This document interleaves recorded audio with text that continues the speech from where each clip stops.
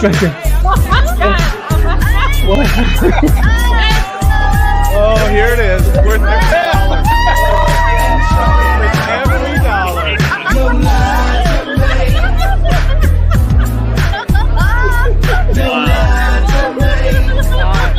Let it all out, man. There you go. Yeah, this will be something I can take right there. This will be exciting. Oh my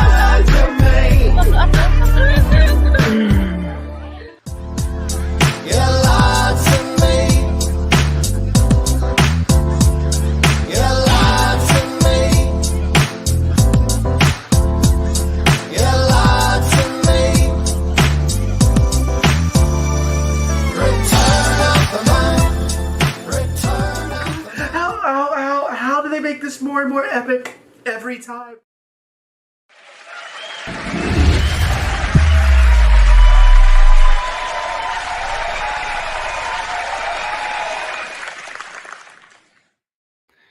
Good evening, everyone, and welcome back to another episode of Max's Man Cave.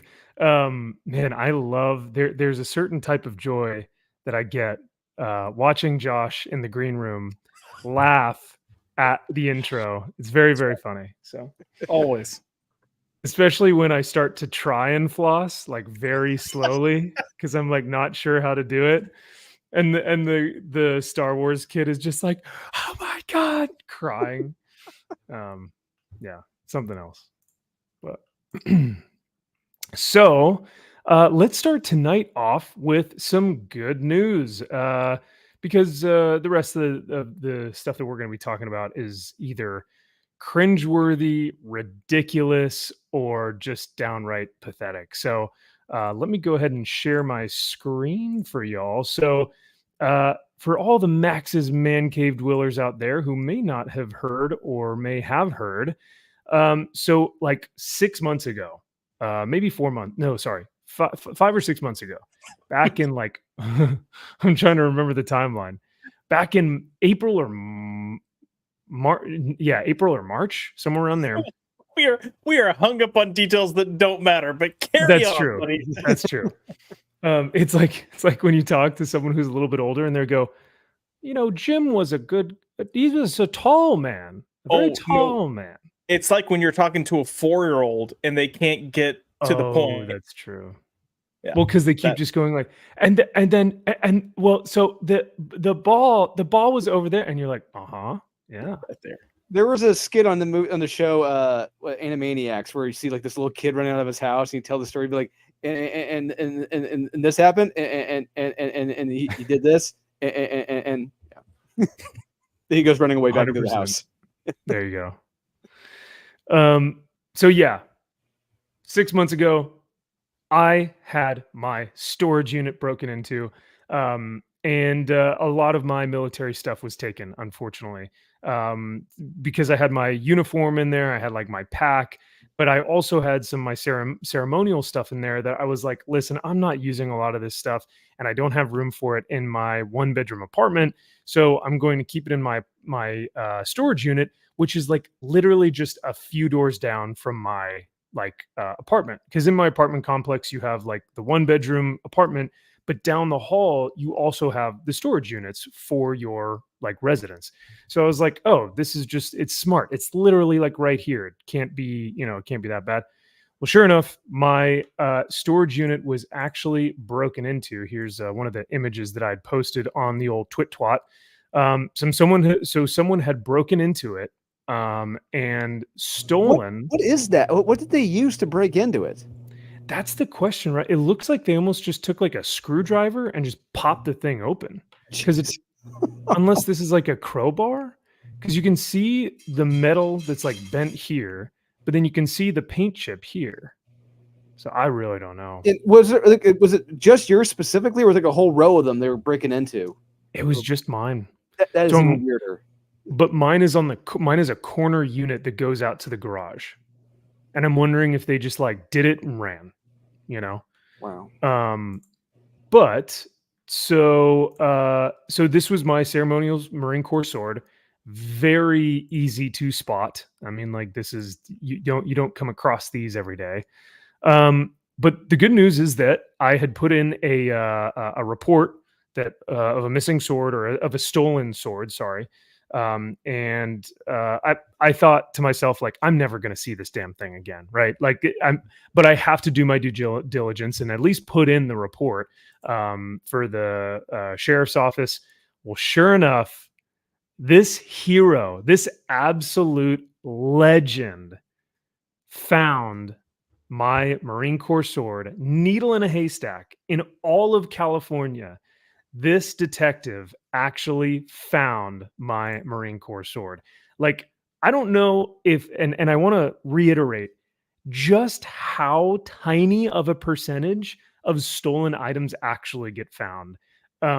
Josh, Drew, have you guys ever experienced, like, or have you ever heard from even like law enforcement of how many reports they get a day and how many actually turned up and get like found? Yeah, I mean, Kyle shared stories with me about this. Like, it's next to impossible. You're gonna hear it. You're gonna find it again.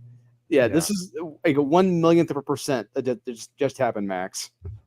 Yeah, 100%. I mean, my brother is a detective, and this is very rare. Yeah, I didn't know that. That's cool. Yeah, Timbo.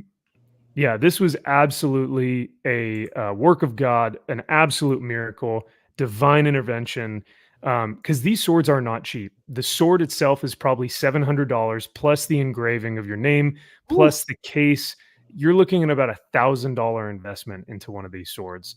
And this guy, this absolute Chad sheriff, or sorry, detective, he was so the story goes as what he told me. He was on a case for a missing vehicle and a drug bust. So this individual had a missing vehicle, and they found the vehicle at this like ransacked, just like filthy crackhead. He kept using the word tweaker over and over again. He was just like, these tweakers. And so it was at a tweaker's house. And when they went to go into the house to like look for the drugs and the car, he said there was just like, if you guys have ever seen the show Hoarders, it was like that. It was just like dog fecal matter and like garbage and clothes. And I'm just like, oh God, this sounds like heinous. He said they couldn't open the door because of how much junk was just like flooded on the ground. So once they finally went in, though, laying on top of all this junk, like pushed up against a corner, was my Marine Corps sword. And it was still in the case, thankfully. But he said, yeah, I knew that sword from anywhere because he was also a Marine. So he was like, I've seen that sword before, and it's definitely not these tweakers' swords. So I'm going to go ahead and take it. And sure enough, the only reason why he was able to reach out to me is because, here, I'm going to go full screen here, is because on the blade, it actually says my name here. And it probably won't focus. You guys may not be able to see that. But on the actual blade, it says my full name, Maxfield Von Priestley. So he typed that into the system, and he basically just said, hey, you wouldn't happen to be missing a ceremonial Marine Corps sword, would you? And there you go. So truly miracle. Absolute miracle. The house that they were at was like 2 hours away from me. It was like 2 to 2.5 hours away from me, out in the middle of the desert somewhere. So I drove out there the next day to go grab it because I was just like, I cannot believe this. So wild, absolutely wild. Would have never expected to have gotten this. So yeah, we'll start out with some good news there.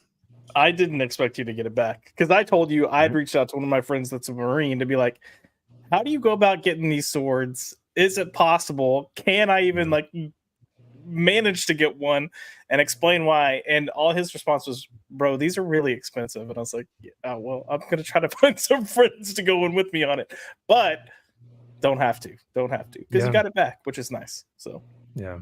Well, thank you for at least considering it and being that kind. I would never expect you guys to do something like that, unless it were like medical bills or something. But even still, like that's asking a lot. So the sword so you expect us to pay your medical bills? Got it. 100%. Yes. Okay, calm down, Kamala. All right, Jesus. Well, I also expect you to pay for my food. That EBT money. Oh, so should you're a be- Californian. Got it. Yeah. It starts off with food. It starts off with EBT, and then suddenly it's can you pay for me to be Maxine because he's been in California. No, no. Because that's healthcare, Josh. That's not just my own weird fetish because it's healthcare. And then after that, you can get into women's boxing. How about that? Hey, I think I could do it. I'd be pretty good at that, right? Yeah. I think I could. Yeah. So yes, I will now keep this in my apartment from now on. My Marine Corps things will no longer be in my storage unit, but in my apartment, so that tweakers can't get into it. But man, I could not believe it. 2 hours away in the middle of nowhere desert at some tweaker house that the detective wasn't even on the case for my sword was on a completely different case, and sure enough was able to find mine. Like, that's unreal. I will never understand how just how miraculous that is. So pretty cool though. Yeah, it reminds me of that scene from Watchmen when Dr. Manhattan's explaining to Sally Jupiter just how much of a miracle that she is, how she was born and everything. I'm like, what just happened? Yeah, this is a borderline miracle too, just like Sally Jupiter. Pretty crazy, man. Yeah. Part of me wants to be the asshole that guesses which desert city it is. I guess I feel like there are some usual suspect cities, but You could put it in the private chat and I'll tell you yes or no. But I mean, I think most people would probably be like, oh, yep, that tracks. Okay. Yeah. So all right, gentlemen, what do you guys want to get to first? Should we talk about new warriors? Should we talk about Gary from Nerdrotic? Should we talk about Colin Kaepernick's AI comic book? What sounds good to y'all? let's do Gary. It's the big. I mean, I think it's the big thing right now. So let's start with that one. Cool. You got it. So to kick off tonight's show, for those of you who may not have Twitter or haven't really been in the news lately, Gary was recently trending on Twitter, on X. He was trending. This came out last night, or actually, sorry, in the morning, like 3 a.m., August 3rd, by some anonymous Grayson, Minute Nerd News. He, him, double deficit, dyslexic, CBM, Every Child Matters, Free Palestine. All right. He created a thread going over why Nerdrotic should not exist on the YouTube platform. So Josh and Drew, did you guys actually get a chance to read this or not? Because we're going to read through it, but I was wondering if you guys had read through it yet. I had. Yeah. This guy's a psycho. This guy's an absolute psycho. Honestly, it's like John Hinckley's just reading their diaries. Just like this is just the rantings and ravings of a madman. When you start getting into January 6th and wondering if someone was there, the January 6th, it's like, okay, you have lost all credibility. That's too funny. Yeah, it's that's a reach. Oh my goodness, Gideon's tail is in the camera. But yeah, no, even Gideon thinks that it's a little crazy. So let's go ahead and go through this and start to break some of this down. So this guy says, Nerdrotic is a piece of crap that we've allowed to operate amongst us for far too long. Guys, we've allowed him to operate. We have done this. I think it's funny that not only have we allowed him to operate, but we've cheered on him to operate because I love his videos and he does great work. So, but yeah, he's a piece of crap that allowed to operate amongst us for far too long. Now, I don't know if this thread has been hidden or not, because last I checked, he did hide. Oh, he hid a ton of replies. Yeah, it's weird because I remember at one point when I clicked on it that you sent, it didn't come up, but then it came back up. So I think, it's weird. So I'm wondering if maybe he brought it back up. Oh gosh, since then he's probably tweeted like 3,000 different things. So let me see here. Gosh dang, man. These people who tweet like in 24 hours, less than 24 hours, like. And the interesting thing too about this guy is that he's got, when I checked the first time I saw this post, he had maybe not, what the hell is that? He had maybe 900 people following him. Now he has like 11 or 1,200 people following him, but still 900 people. I mean, that's a pretty good amount, but it's not crazy. But then you look at how many people like this post, 22K. It's I mean, come disturbing. on. It's very Like, disturbing. Is it that this guy is getting bots to like his stuff, or is it just the fact that people are actually agreeing with him? I think this is botted to hell. I mean, 22K.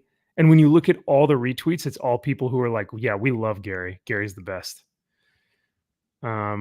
So the next thing he brings up, he says, how many, I'll say real quick, Max, how many people like it? But I mean, people are liking it just because, I mean, there may be friends like Gary, like they like it because it's hysterically stupid.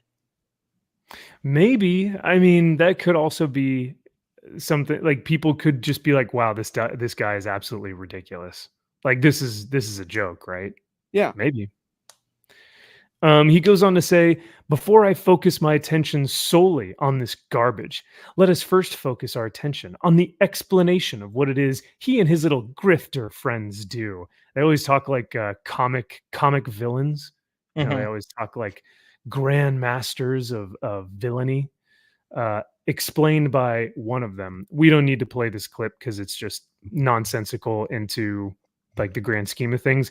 And even if they are talking about like grifting, I'm sure they're probably joking about it. Look, Max, you know, we all know he's doing videos according to the algorithm. He knows what will make money, what will attract views. Exactly. You can't knock him for that. He's doing what he's because something that's negative is going to get more views than something that's positive. That's just the fact. That's the way it works, and it's working for him. Yeah. And, you know, there's something to be said about someone who just wants to rage bait or like get rage clicks or hate clicks or whatnot, but has no real substance or has nothing to say or isn't interesting or funny or like any of this stuff. But Gary's videos are truly entertaining. I mean, like Perry Chan, who's his editor, is hilarious. And Yes. Gary has some really good points about some of the things that he's talked about over the decade that he's been on YouTube. So yes, the algorithm does pick up this stuff, but not just because he's untalented, because he actually is talented and has gotten a lot of people that agree with what he's saying.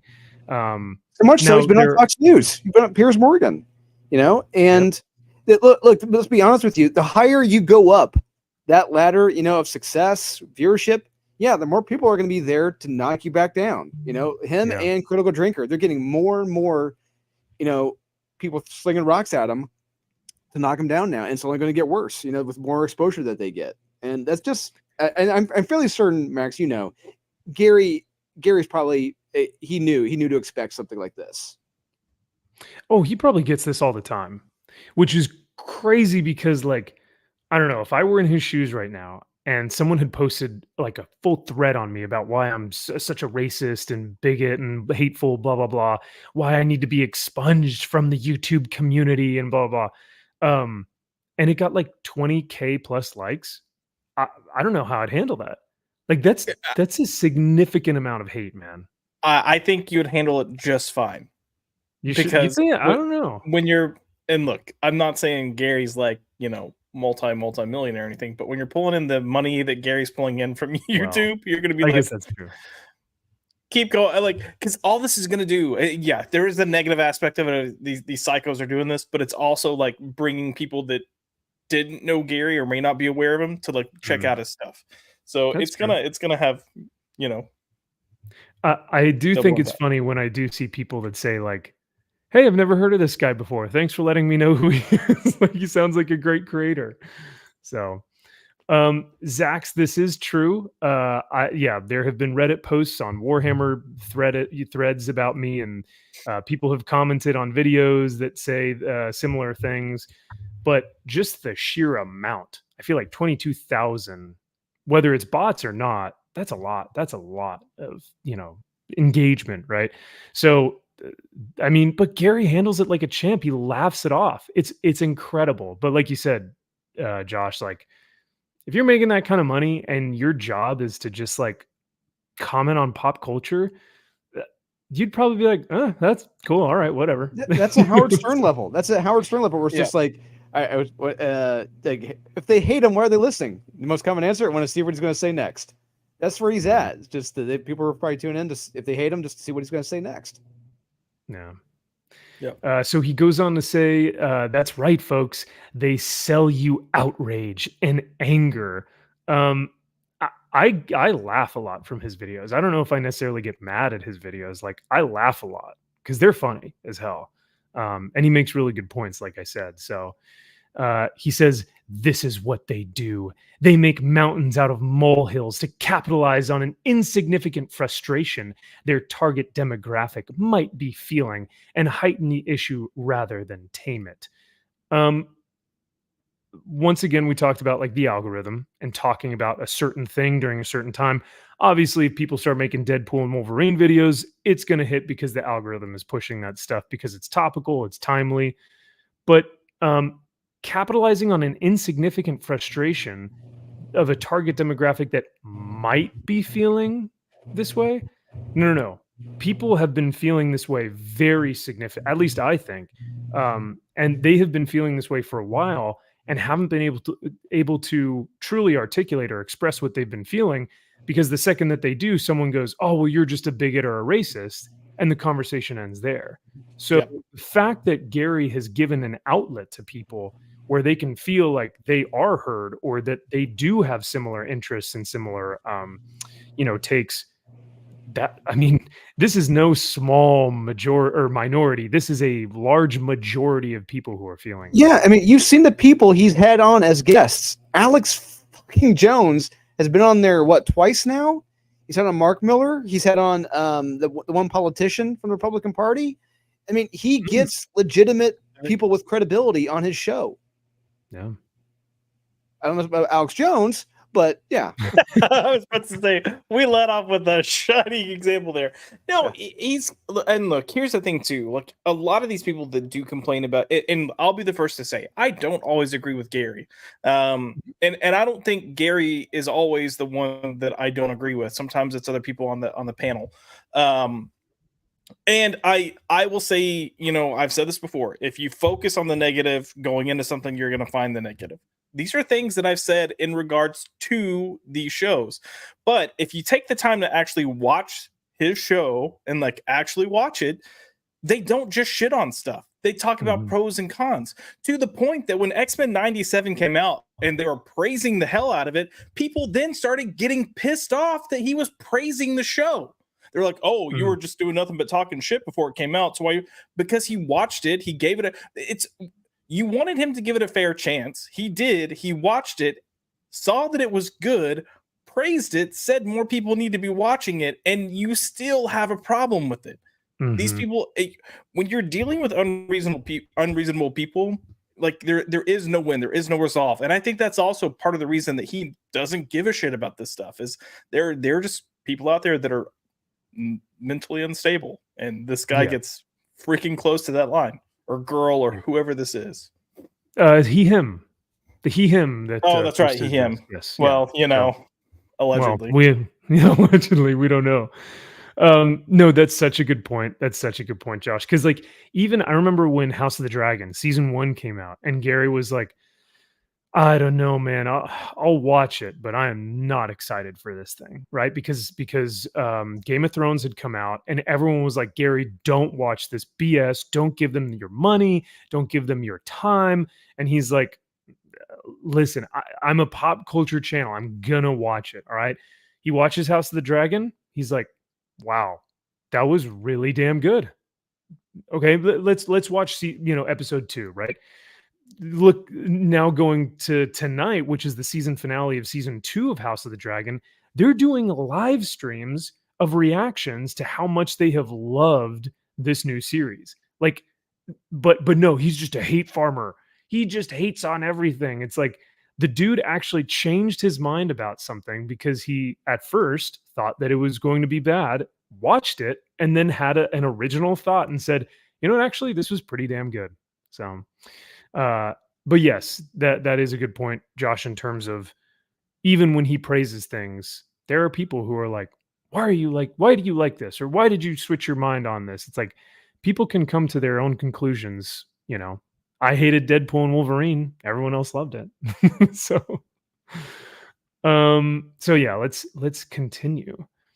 He says, no, this won't be news to you. I realize that.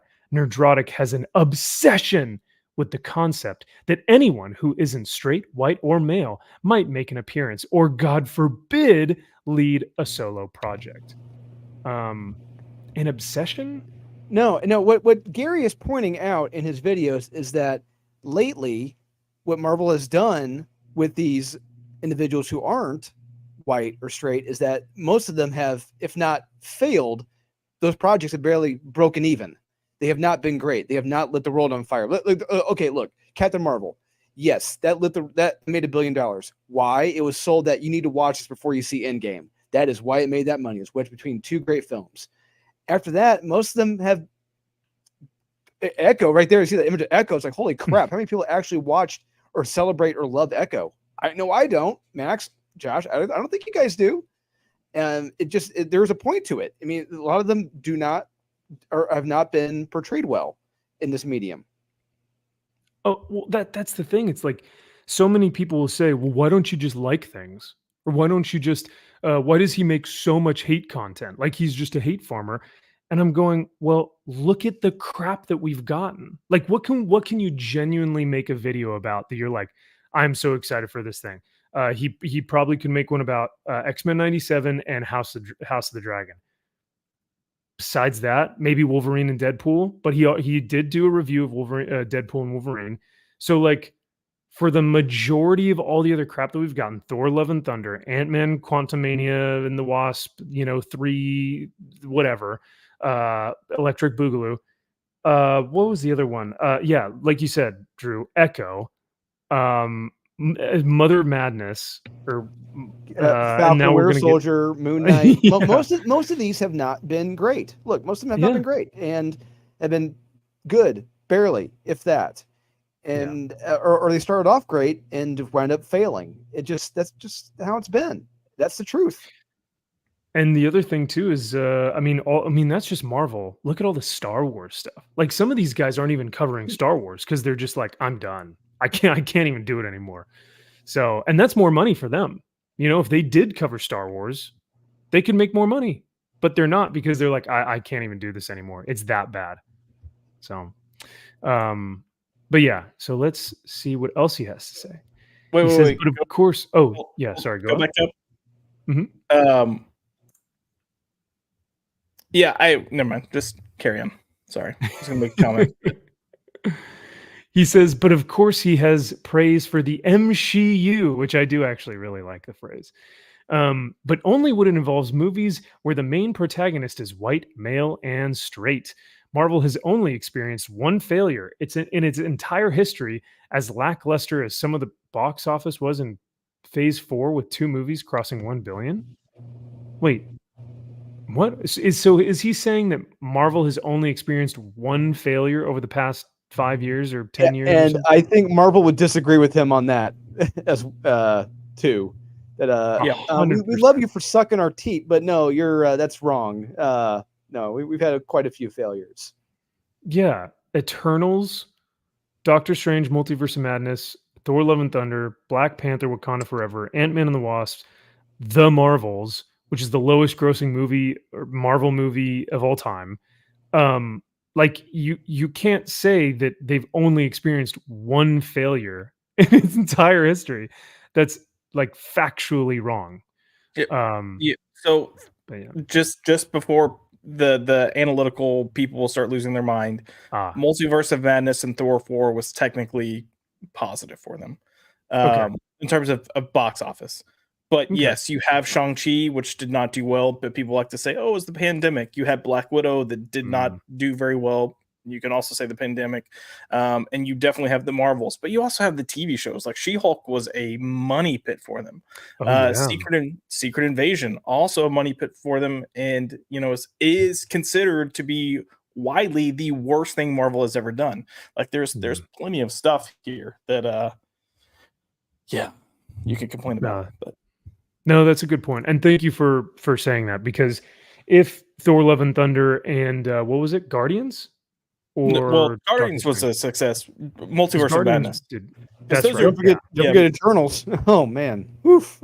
Oh yeah. Well, no, I'm saying like which ones had actually made money. Like because I think Guardians was one of the outliers that actually did.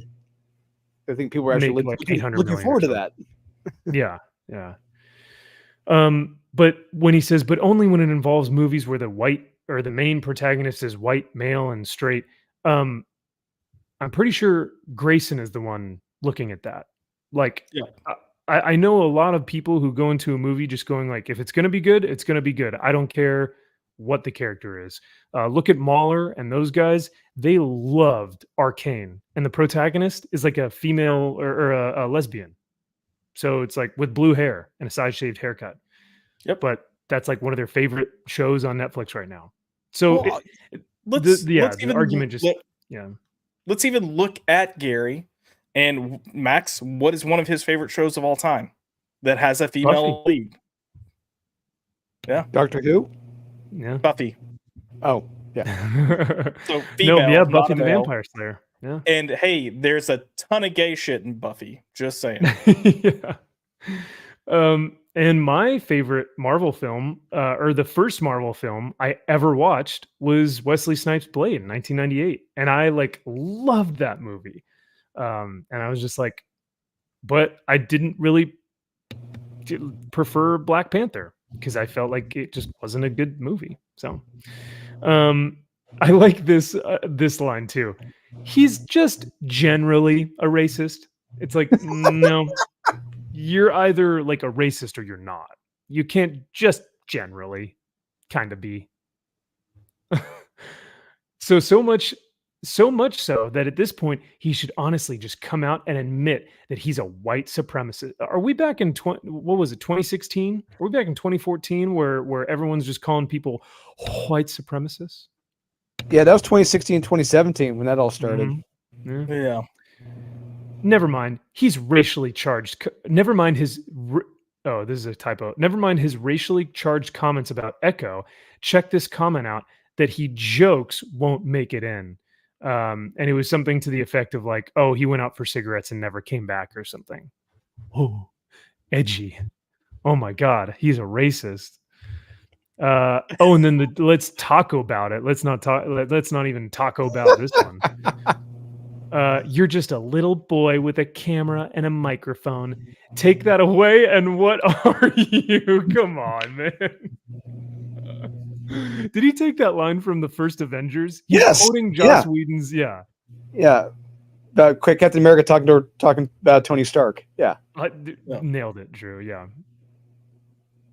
Take the suit away. What are you? Yeah. Let's look at this where he's like racist, homo, transphobic, misogynistic.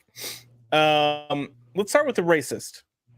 On his panel, his producer, like who he has running his shows, is an Asian woman.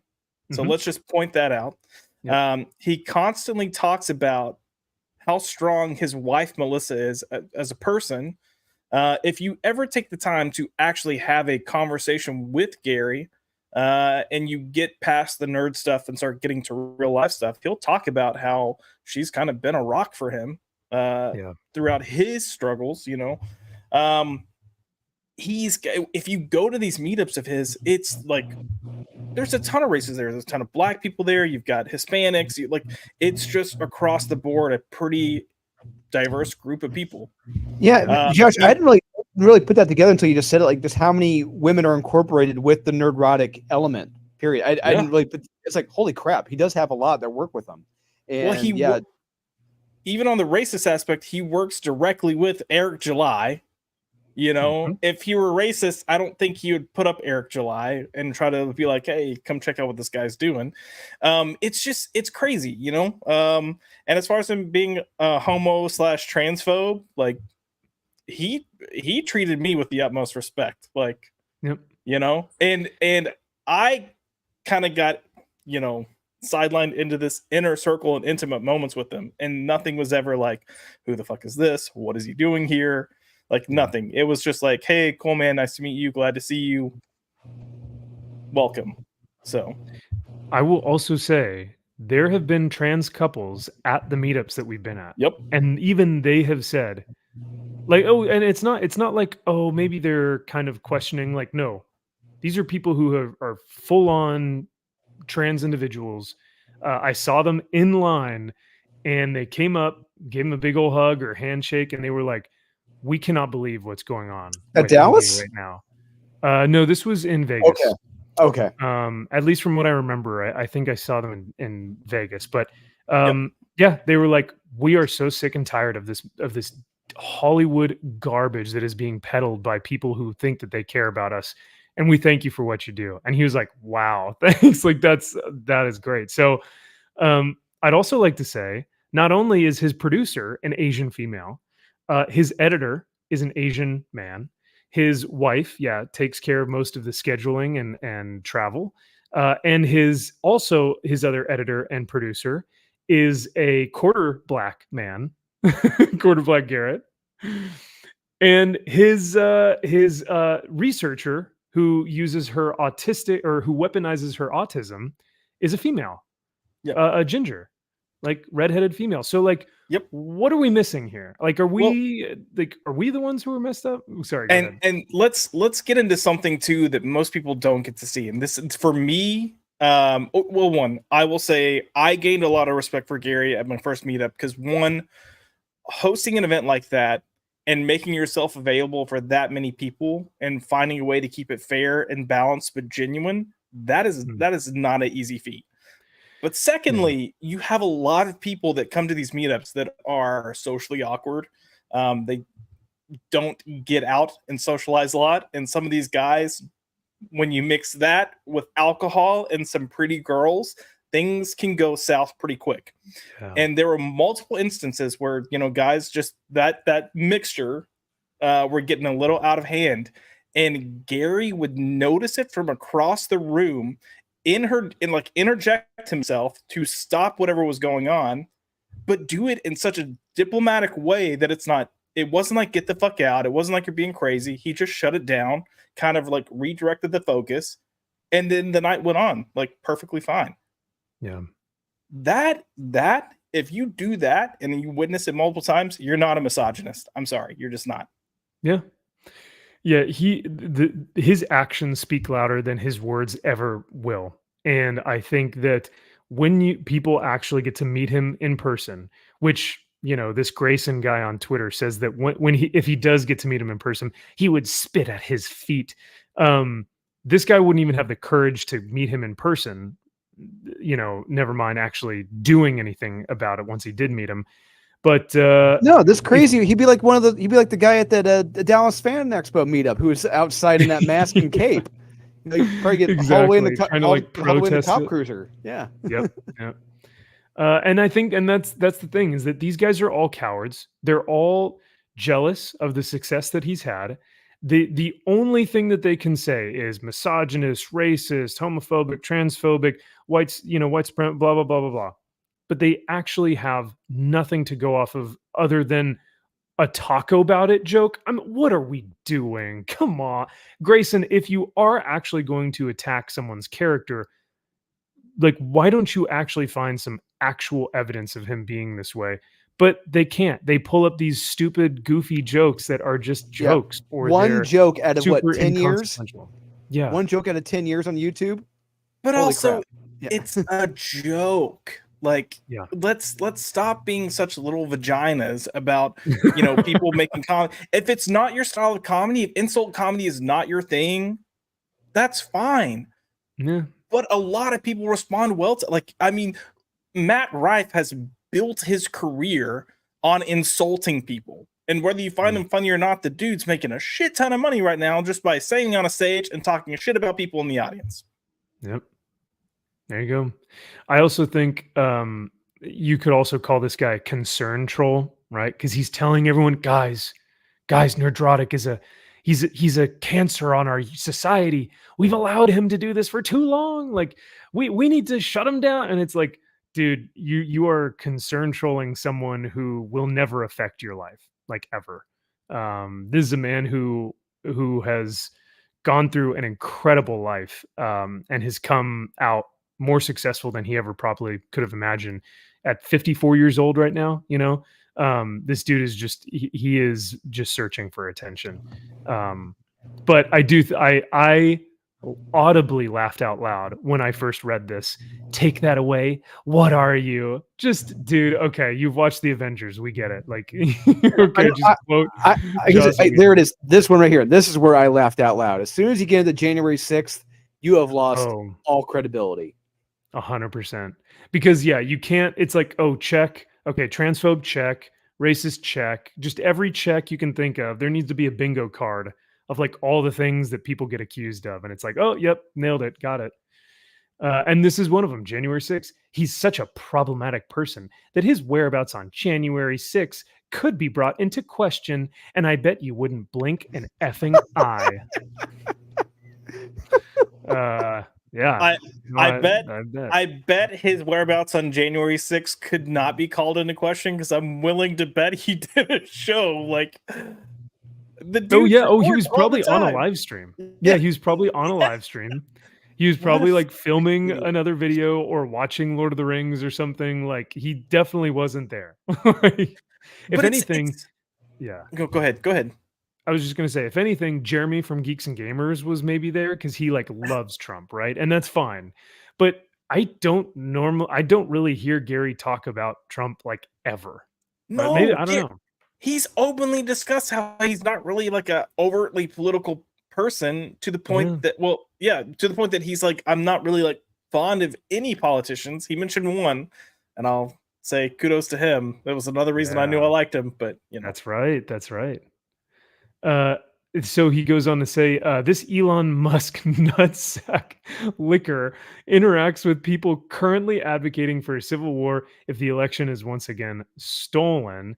By the way, why do people have this like just severe hatred with Elon Musk? Like just because he's agreeing with right-wing?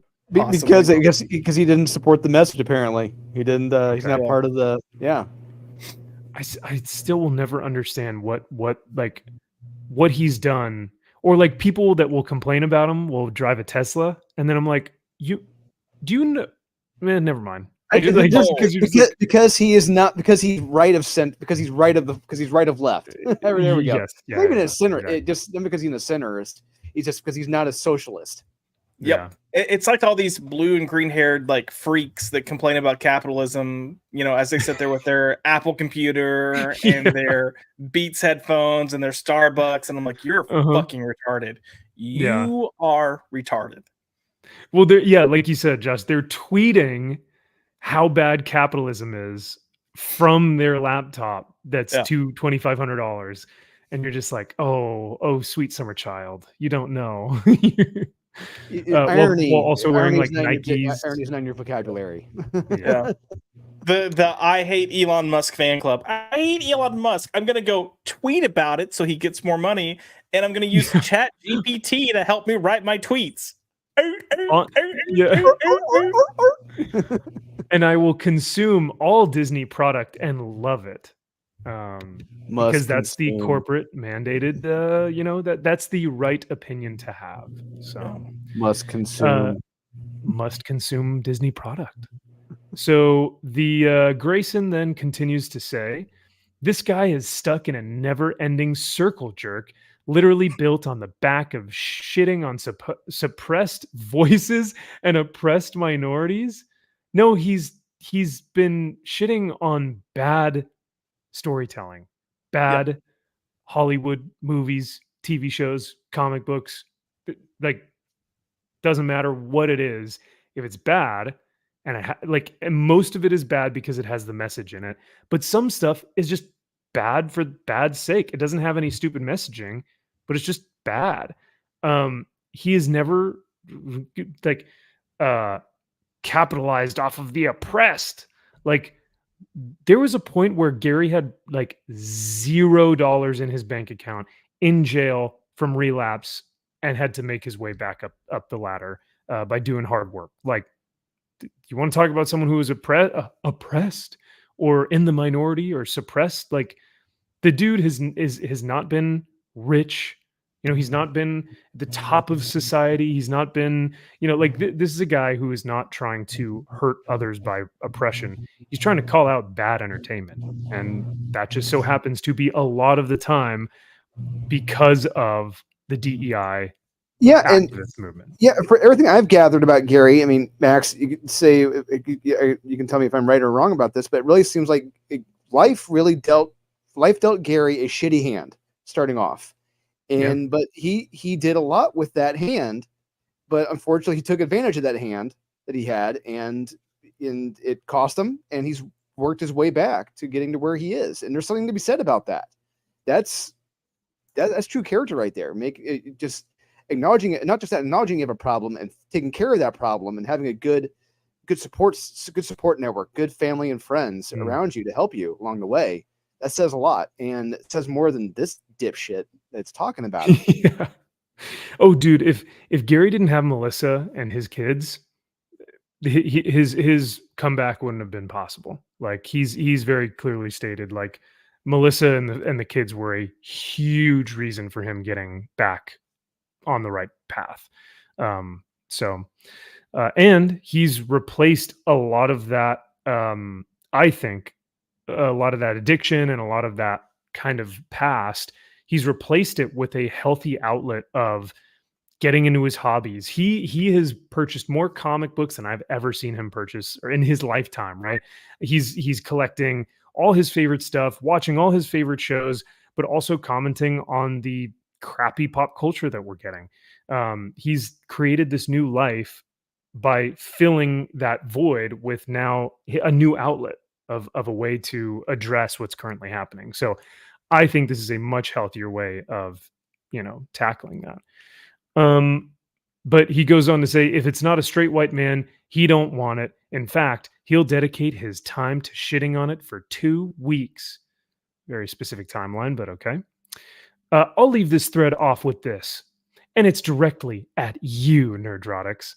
Joking about or attempting to further suppress an already suppressed voice is an effing disgusting way to spend your free time. What? So let's talk about it. And the echo thing, like that's suppressing an already suppressed voice? Okay, no, we'll keep going. You're a grifter. It's all you'll ever be. Yeah, the only thing I can think that he might be saying, like, oh, you're suppressing is Gary being like, why are we getting an Echo series? Which anyone who is familiar with comics to the degree that most of us are, we were also going, why are we getting an Echo series? We didn't say anything about we don't want Echo. We didn't say why are we getting Echo in these things. It just, like, she's never been a character fleshed out and developed enough to carry a series. Case in point, the way the series turned out. Just putting it out there. Mm-hmm. Yeah. Simpleton saw, hey, this is a bad business decision. Yeah, exactly. Which is why they released it all at once. I don't. Yeah, they just like. I'm pretty sure Feige or one of those guys said we have to skate over thin ice or something like that. Feige said it's unreleasable. I think he said it's just. Yeah, which is hilarious. So they edited it down from like 8 episodes to 4 or something like that, whatever it was, 5. So, but also, like, we're talking about suppression, and he's specifically using Echo, but they changed Echo so that she's not from the tribe that she's actually supposed to be from, and they changed who she is as a character. So, and she looks like a member of the Village People by the end of the show. It's ridiculous. Oh yeah, you want to talk about some of the most racist people ever, and it's like liberals in Hollywood. Like they 100%. will just think like, oh, you're a black man? Do you like rap music? And it's like, wait, whoa, what? You must play basketball. It's like, wait a second, hang on. What did you just do? Like they are the worst when it comes to how much they have imparted their own like perception of what they think minorities are. And it's the worst in comics. I mean, when the Miles Morales, what if Miles Morales was Thor came out, and he's Oh, like man. beatboxing and like going down, hey, I'm in Asgard, man, by Odin's Fade, shit, man. And you're just like, wow, is this what you think of like Miles Morales? Okay. And they thought it was a good idea. Whenever I meet black people in public, I like to let them know that, I think James Brown's a good singer. I like his music. Yes. And hey, how about that Kobe Bryant guy? He's good at that basketball, right? Yeah. And then you're like, you know him, right? You guys know each other. Yeah. And as for rap music, I mean, y'all like Eminem, don't y'all? Even though he's okay, yeah. There we go. Yeah, for sure. Whenever I can pick up someone if they're black and they've got a good sense of humor, I always try to talk as white as possible to them. Like, hey, what is up, my brother? We are we cool, my G? Just try to be just sound as white as possible, just because it gets a good laugh out of them. Yeah, because it's a joke. Those are always funny. And we will be talking about New Warriors later in the evening, but talk about a pandering comic that even the far left activist SJW, whatever, even they were like, this is offensive. Like, they hated it.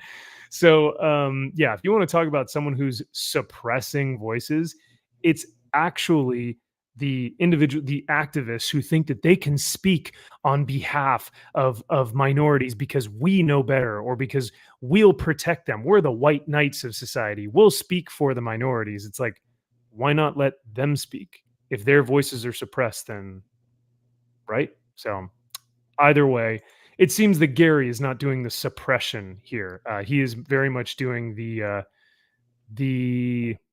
outreach, the speaking for the people. Because I cannot tell you how many, like you said, Josh, how many people are at these meetups that are from different genders and backgrounds and sexualities and races, which should not matter. I mean, like, regardless of what entertainment is, it should bring people all together. But none of that should matter.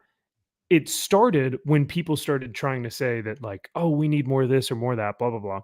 So if anyone, it's race grifters. It's race baiters who seem to be the biggest grifters in the Hollywood sphere, not the actual people calling it out. But yep. I don't know. He goes on to say, you may have sobered up, and I've seen firsthand how difficult that is and how it must have been for you. But you've relapsed in addiction. You're addicted to hatred and negativity. You're addicted to the engagement it brings that furthers your hatred and negativity. Once again, I don't think that he's addicted to the hatred and negativity. I think he's addicted to the fact that he gets a ton of engagement. He makes a lot of money from this, and he gets to engage with his fans and talk about the things that he likes or dislikes. I'd be pretty addicted to that too. And I guess addicted is not the correct word, but when you get addicted to success, you want to try and find it any way you possibly can. And he's doing it. So, and what's worse, you know what you're doing. So essentially what Grayson is saying is, like, he shouldn't be doing this because he's a grifter. Because that his core message? Is that what you guys are getting from this? All I gotta say, that last sentence in this little thread right here, this sums up pretty much his whole manifesto that he's typed up. Yeah. Oh man, our vibe. Our vibe. We're just vibing. Your fans are the ones who's ruining everything for us. Which is like, we've been saying this for years. That's what I was about to say. Yep. Yes. We have never stopped you from enjoying your dumb ass, awful garbage content. We have called it out, and you have clapped like seals whenever you watch it, but we have never stopped you from liking it. And you know what, Max? This is reminding me of an interesting parallel. In the 90s, Married with Children was fucking huge show. Yeah. And the writers, I mean, people would come in, people would always complain about the show. Some of the jokes are very adult oriented or whatever. But the writers, they're on the record saying, hey, you don't like it? You can always change the channel. Click that button, you can change the channel. Wow, yeah. But they never did. And same with this numbnuts. Like, you don't like it, you can change the channel. You can click on another video. Yeah. No, Like, you no, don't it's have just yeah. you don't Go have ahead. to interact with these people that are ruining your life. You can choose not to. And you Yeah. can choose not to do antagonistic type posts like this that you know are gonna get people to be like, yo, dude, no, you're in the wrong here. Yeah. Like I mean, Josh, I think you had brought up the guy Eric A or AAIR, like yes. his stuff is atrocious, and his stuff truly just he's a contrarian. So like Gary will say something, and then this guy will just be like, "Oh, he's a bigoted, racist, homophobe." Like Eric's stuff is just absolutely nonsensical, Yeah. and hates Gina Carano, hates Gary, hates the Fellowship. Whatever we do, he opposes it. Just to be a contrarian.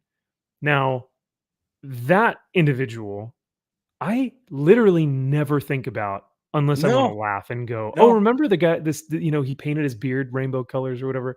That's funny. right. But for the most part, he does his content, and Yeah. that will get a certain amount of traction. And I'm going to do my content over here, and that'll get I traction. But so Bo DeMeo, who created X-Men 97, was on Yeah. Gooch's channel when they were Right. gonna start reviewing the show.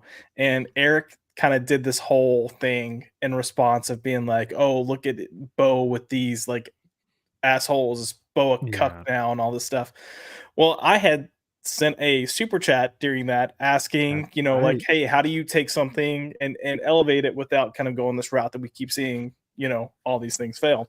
And Eric's comment was that it was a dog whistly comment. So I went to his video and I was like, I find it funny that you're telling a gay guy that his comment is dog whistly. And the response that I got was, can you prove it?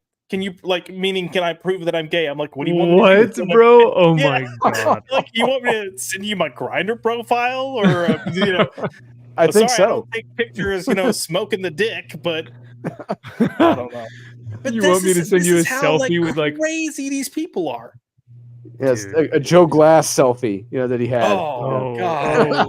oh no. Now I've got that visual in my head. Oh, but no, like Classy. that's how they think that they win that argument. Like Eric is probably like, yeah, I got him because he can't provide proof. He's just like, it's like that's not an argument. Like, oh, Yeah. you want me to prove I'm straight? You want me to prove I'm gay? Okay, like thanks, dude. Yeah, just absolute nonsense. And that's like mental illness. Like you don't understand how to interact with people like on a genuine level. So and what's worse, you know what you're doing, which means you know the harm it causes, not just on the people you're shitting on, but the fandom as a whole. We're the ones that have to deal with your dumbass fans fucking up our vibe. All caps. Oh, I love it. I love it. Gosh dang, man. We need to take that last sentence and just make it a t-shirt. Yeah. And have it at meetups. Yep. We're the ones that have to deal with your dumbass fans fucking. And so all of Gary's fans just have like, effing up his vibe, man. Yep. That'd be pretty funny. Because yeah, this is absolutely like you can't type this and think that you're serious. I mean, he can't actually think like this is a good one. Like this is the one that's going to bring it home. Like I don't see how that's serious. I would also like to point out this dude types really well for someone who's dyslexic, but just that's a good point. Yeah, no, that's a good point. Everyone has to have some sort of disability or mental illness or some sort of self-diagnosed thing. So, but also I wanted to note that, but the fandom as a whole, the fandom of Gary's channel, which is roughly about 1.2 million people, and the fandom of Drinker's channel, which is roughly about 2.7 million or whatever it is, like the people are going to go where they feel like they are heard. The people are going to go to the places that they feel like they are being entertained. And it's not Disney and it's not Marvel. Maybe you'll get the normies there, but for the most part, millions and millions of people are following these these guys in pop culture. Yeah, that's how I found Gary. I mean, it was when the pandemic kicked off. That's when I discovered Gary's channel, and I was noticing a trend with some of these movies. I'm like, it can't just be me. Like, these projects are just not that good. And then I found Gary's channel, and like, yeah, he was calling these things out for what they were. They were shit. And I'm like, yes, this is awesome. I love this guy, and he's entertaining. And he's been right more often than he's wrong, in my opinion. But yeah, he's entertaining about it, and I'll take that. Yeah. And the last, well, I guess he's got the last three here, so I'll kind of run through these. He says, "You are filth. If I saw you in real life, I'd spit at your feet." Even in his own dream, he's still a coward. "I genuinely hope you educate yourself, because the way I see it currently, you aren't worth the cloud space they use to keep your videos up." I just picture him like being like, "Oh, they got him!" Oh, like it's not a diss. Cloud space? What are we talking about? This comment alone encapsulates how garbage you are. F you. And Gary's tweet is, "After having reservations about Echo, Disney Marvel is moving forward with their big gamble." Honestly, he should have said something like, "They're not Marvel isn't Indian giving with their big gamble or whatever." Oh. Well, also, he's literally referencing that Marvel themselves had, not that he's got he had reservations clearly, Yeah. but he's saying that the own company had reservations and are still like, shit, we're gonna figure something out, chop it up, slap it together, and push it out. Yeah. Or scalp it, put it together, then put it out. And as far as the cloud space, this dude realizes that YouTube makes money off of him, right? Oh yeah, like 70-30. Like they get 30% of whatever he's getting. Yeah. And he gets a lot. So yeah, he's like, yeah. I mean, YouTube's doing well. So no matter what he's saying, they still want him on that platform. But I do, yeah, after having reservations about Echo, Disney Marvel is moving forward with their big gamble. Like, if that is what people extrapolate to be racist or sexist or misogynistic, He or wasn't even trying. That honestly, that could be read either way. But we know it. We kind of have an idea what he meant. But it's not that bad. If you meant you're saying reservations in there about Echo, it's like, come on, man. He wasn't even trying. Like, if we read this comment, or if we read this tweet 10 years from now, I'm not even gonna be sure I remember what the joke was. Like, you read this and you just go, "Oh, I guess they are gonna put the Echo show out." Mm-hmm. But the joke is the reservations and the gamble, and it's Yeah. like, oh, because okay, but like, really, is it that bad of a joke? It's not like the funniest thing I've ever heard in my life, but it's not. No, racist. he wasn't trying. Like, it's just, if he wanted to be offensive, he would have made it offensive. He wasn't really trying. He's just goofing. He's just trolling, and like that these people have no self-awareness to be like, he's just being Gary. Like, there's nothing wrong with this. Especially like if we had read this tweet back in like 2008, oh my god, this would have been the most hilarious thing ever, because you had actual comedies coming out in that like era, right, raunchy comedies at that. Ooh yeah, like really really raunchy and pretty heavy on the stereotypes of different people and things like that. Like, they were just going for it, man. So what are you talking about? Harold and Kumar Go to White Castle is not stereotyping anything. No. Those first two films, I still laugh my ass off. It's just I keep thinking I won't, but especially the second one. But I still laugh my ass off. You had to have been there. Yeah. So he goes on. His last ones are, "P.S. This isn't even the worst of it. I just shared what's actually effing digestible." Okay. So what is the worst of it then? Like, if you're making a point to show how awful someone is, you typically pull the worst of what they've done. But you know why it's not here? Because you couldn't find it. All you could find is stuff that's questionable, medium. You can say, yeah, I can see how that might be in poor taste, but it was a joke. Mm-hmm. Preach. Wow. Crazy how that works. Preach. Yeah, Whoa. if you are trying to make a point about the worst man on the internet that, as he says, is filth, that shouldn't even be allowed the cloud space on the platform, Ruining his you are vibe. going that's ruining your vibe. You are going to pull everything you can from your research to find the worst, the absolute worst possible things to make him look bad. And he couldn't even do it because, just like you said, Josh, he doesn't have it. He can't find it because the worst of it is a taco joke. Come on. So, and then he says, PPS had to hide a much of checkmarks replies because they were stacking on top of the thread itself. So, no, they haven't been hidden to not be seen. They've been hidden so that the thread can be seen. I mean, I just thank you for calling out Gary. I'm getting great views from this tweet. Chrissy says you sound vaccinated, boosted, and jealous. Yeah, but some of these comments are great. So even on my profile, Hey, Sully Oh, commented. wait. Hey, go back. Oh yeah, did Sully say something? Yeah, Sully. Sully. But Yeah, just go back up just a little bit. mm-hmm. Right here. Hello, woman here. I'm Persian. I had the pleasure of working with Gary, aka Neurotics, for a show called The Real BBC. We parted ways, but he was always professional and a stand-up guy, was never rude to me or racist or misogynistic in any way, never in any of the God, that's really long. Woo. But yeah. But no, this makes a gret point. Gary's just as passionate.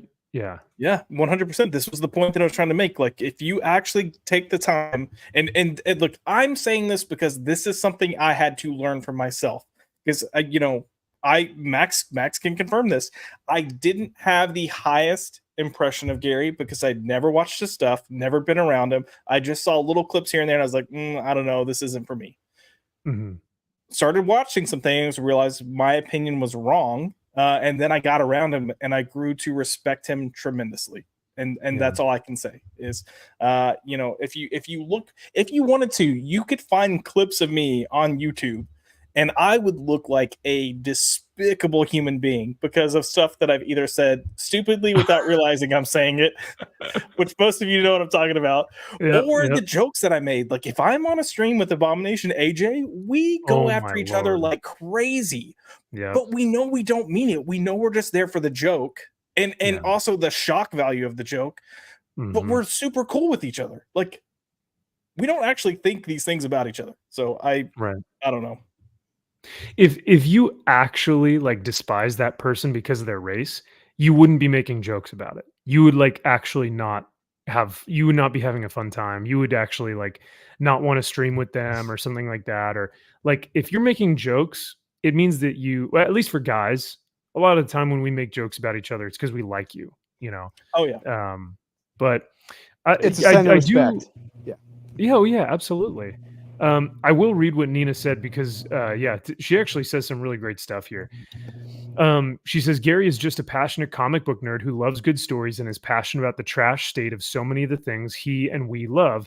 He is an American with a voice, and he chooses to use that voice as a beacon for others who use the same things he is seeing with regards to entertainment. You can call that a grift or whatever, but that's another issue altogether because guess what? People got to pay the bills, and if something works, it works. So making 20 videos on why the Acolyte is shit is paying his bills, so what? Don't hate the player, hate the game. Yeah. That's a great post from Nina. Shout out to Nina. That was freaking dope. But yeah, I reposted or I posted something. This was us in Vegas, I want to say 2 years ago. But I said, connecting with Gary on multiple occasions is a blessing I cherish deeply. I'm eternally grateful for his insights, his humor, and his genuine care. Nerdrotics possesses unparalleled ability to ignite passion, drive, and belief in others. It's no wonder he has captured the hearts of millions. His channel is just a testament to the people who truly like love what he's saying, believe in what he's saying, and how many channels have spawned from him? How many jobs have spanned from him? He's kind of the godfather or the grandfather. He's the I almost said the grand wizard. If people weren't liking what he was saying, he wouldn't be going up in the sub numbers. If people, the numbers keep climbing. He would have leveled out. But like a lot of other YouTubers. But no, the numbers keep climbing. Yep. Keep climbing. And Marvel is trying to course correct. At least their intention is to. But Disney has no plans on, Star Wars has no plans of course correcting. Star Trek has no plans of course correcting. Doctor Who has no plans of course correcting. In fact, they, I think, end up trying to steer harder into this mess of all this, nonsense that's being pushed out right now. So if anything, these guys are going to continue to grow. I hear a lot of people that go, "Oh, I can't watch Gary's channel anymore. Or I can't watch Drinker's channel anymore because it's repetitive." But I think that what people have to remember is that for a lot of either young teenagers who are turning 16, 17, 18, and they're watching this stuff, they're getting into comics, they're getting into pop culture, or even for adults who are just finding this stuff, every single day there's a new person who joins the fellowship because they've never heard of this before, or they feel like they are now being heard for the first time in their life. And that's a really cool thing. So I understand when people say like, "Oh, it's so repetitive," or they're just saying the same thing over and over again. Yes, but at the same time, we do have to remember that there are new people coming into this sphere daily that have never heard this stuff before. So I do think that it's fair that we continue to kind of say similar things every now and then. So yeah. Anything else that we got with this thread? I mean, I was not expecting this to take an hour for us to go through, but I mean, gosh, I think we covered just about all of it. What do you guys think the purpose was behind Grayson posting this? Because does he think that he's actually going to cancel Nerdrotic with "Let's talk about it" tweet? Or what do you think his intention is here? I think it's more so this call to action, trying to get people that have similar thoughts as Grayson to rally against people who have different thoughts than them, because we're continuing to see this, and that pendulum just keeps shifting ever so further of what's not acceptable. And these groups, like, they legitimately think they are doing like the Lord's work, but not really the Lord, because most of them don't believe in God or Christianity or anything like that. But they think that it's like, if they're not trying to silence the people who have different viewpoints than them, then they're not doing what's just in the world. And the reality is, people can have different opinions than you. Like, if you watched the show last week, we were at the verge of murdering one another about Deadpool yes. and Wolverine. I'm still not over that, by the way. I'm still angry. So yeah. But guess what? It's okay that people think differently than you. And if they do, then don't partake in what they're whatever they're doing. But also learn to have a healthy conversation. And that's my thing here. And that's kind of the point that I've been trying to make. If any of these people actually took the time to really listen or really watch the show, or maybe come to Gary and say, "Hey, I'm not trying to be like, cause drama or anything, but why are you always so negative?" And let him respond. And then you could, if you want to come back, but like, start actually engage with someone. Now, the dude's busy, whether or not he actually responds to you at all or right away, I mean, can't guarantee it, but there's a benefit in talking. And instead, these people like to go do this. I'm not going to say anything. I'm just going to go post it. It's I don't know. Two things, and then I want to hear what you think, Drew. First, yes, I think that these people like Grayson feel that they are doing, like, they have some sort of quest given to them, and that they're actually fighting Nazis, right? Like, they actually think that they are, like, decades down the line, when they're old and withered and they're talking to their grandchildren or something, if they ever have children. I don't think they will, but if they do, or if they're talking to the youth, they're going to be like, "Back in my day, I fought Nazis on Twitter." And it's like, oh no, you are Knuff. Oh boy. I was a culture warrior. No, it says, you're enough to ruin my day. Oh, to ruin my day. Oh, I thought that was a Barbie reference. But yeah, no, I think that, these people think that they're like, yeah, I was on the front lines of the culture war, and I fought Nazis daily on Twitter. And it's like, oh, you sweet thing. I'm so sorry that you spent your life doing that. That meant nothing. But yeah, I mean, like these people have no idea what true sacrifice or duty or honor or like actual heroism means. And then the other thing I was going to say was, oh, you know what? I'm blanking on it now.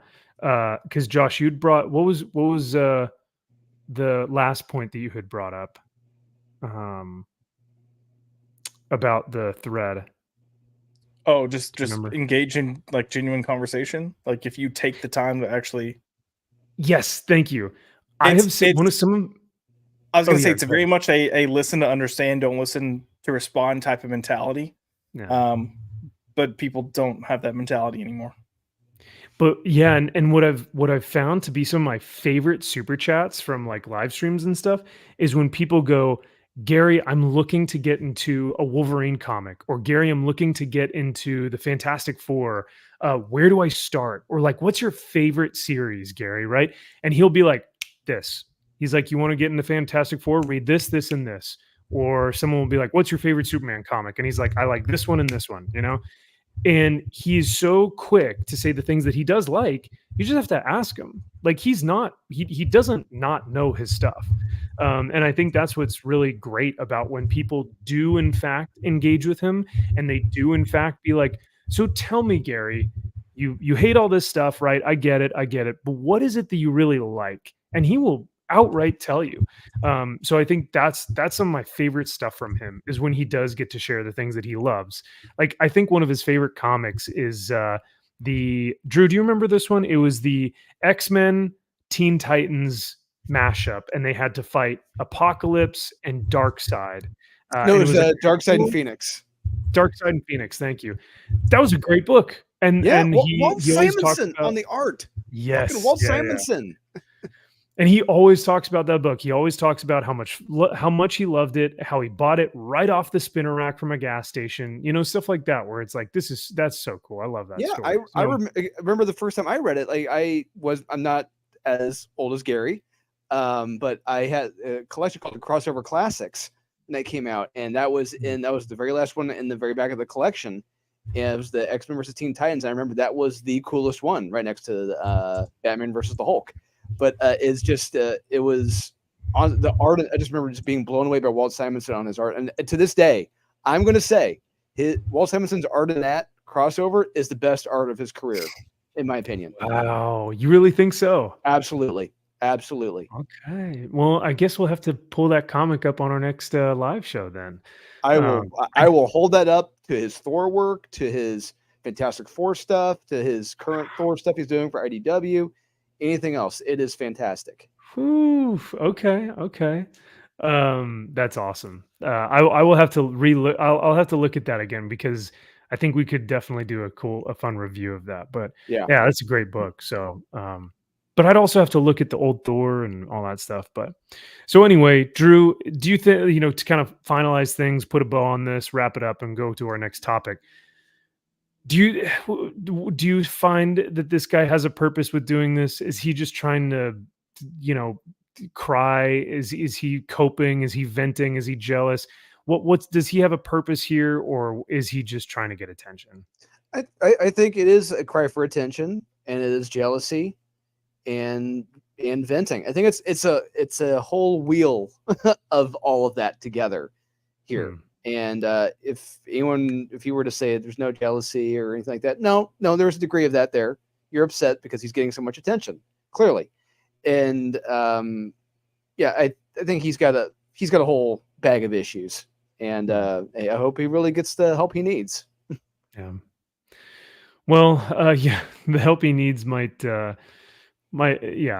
it might be more than just Twitter rants. So hopefully he does get the help he needs, because that'd be awesome. But all right, well, let's get to our next Max, topic. Quick question before we continue. Yeah. The something I wanted to share for the live stream tonight. Oh yeah. Did you want to save those for later, or do you want to do it now? Or no, we can do that now. Thank you for reminding me. Okay. Let me go ahead and pull this up then. So, can you talk us through Damsel?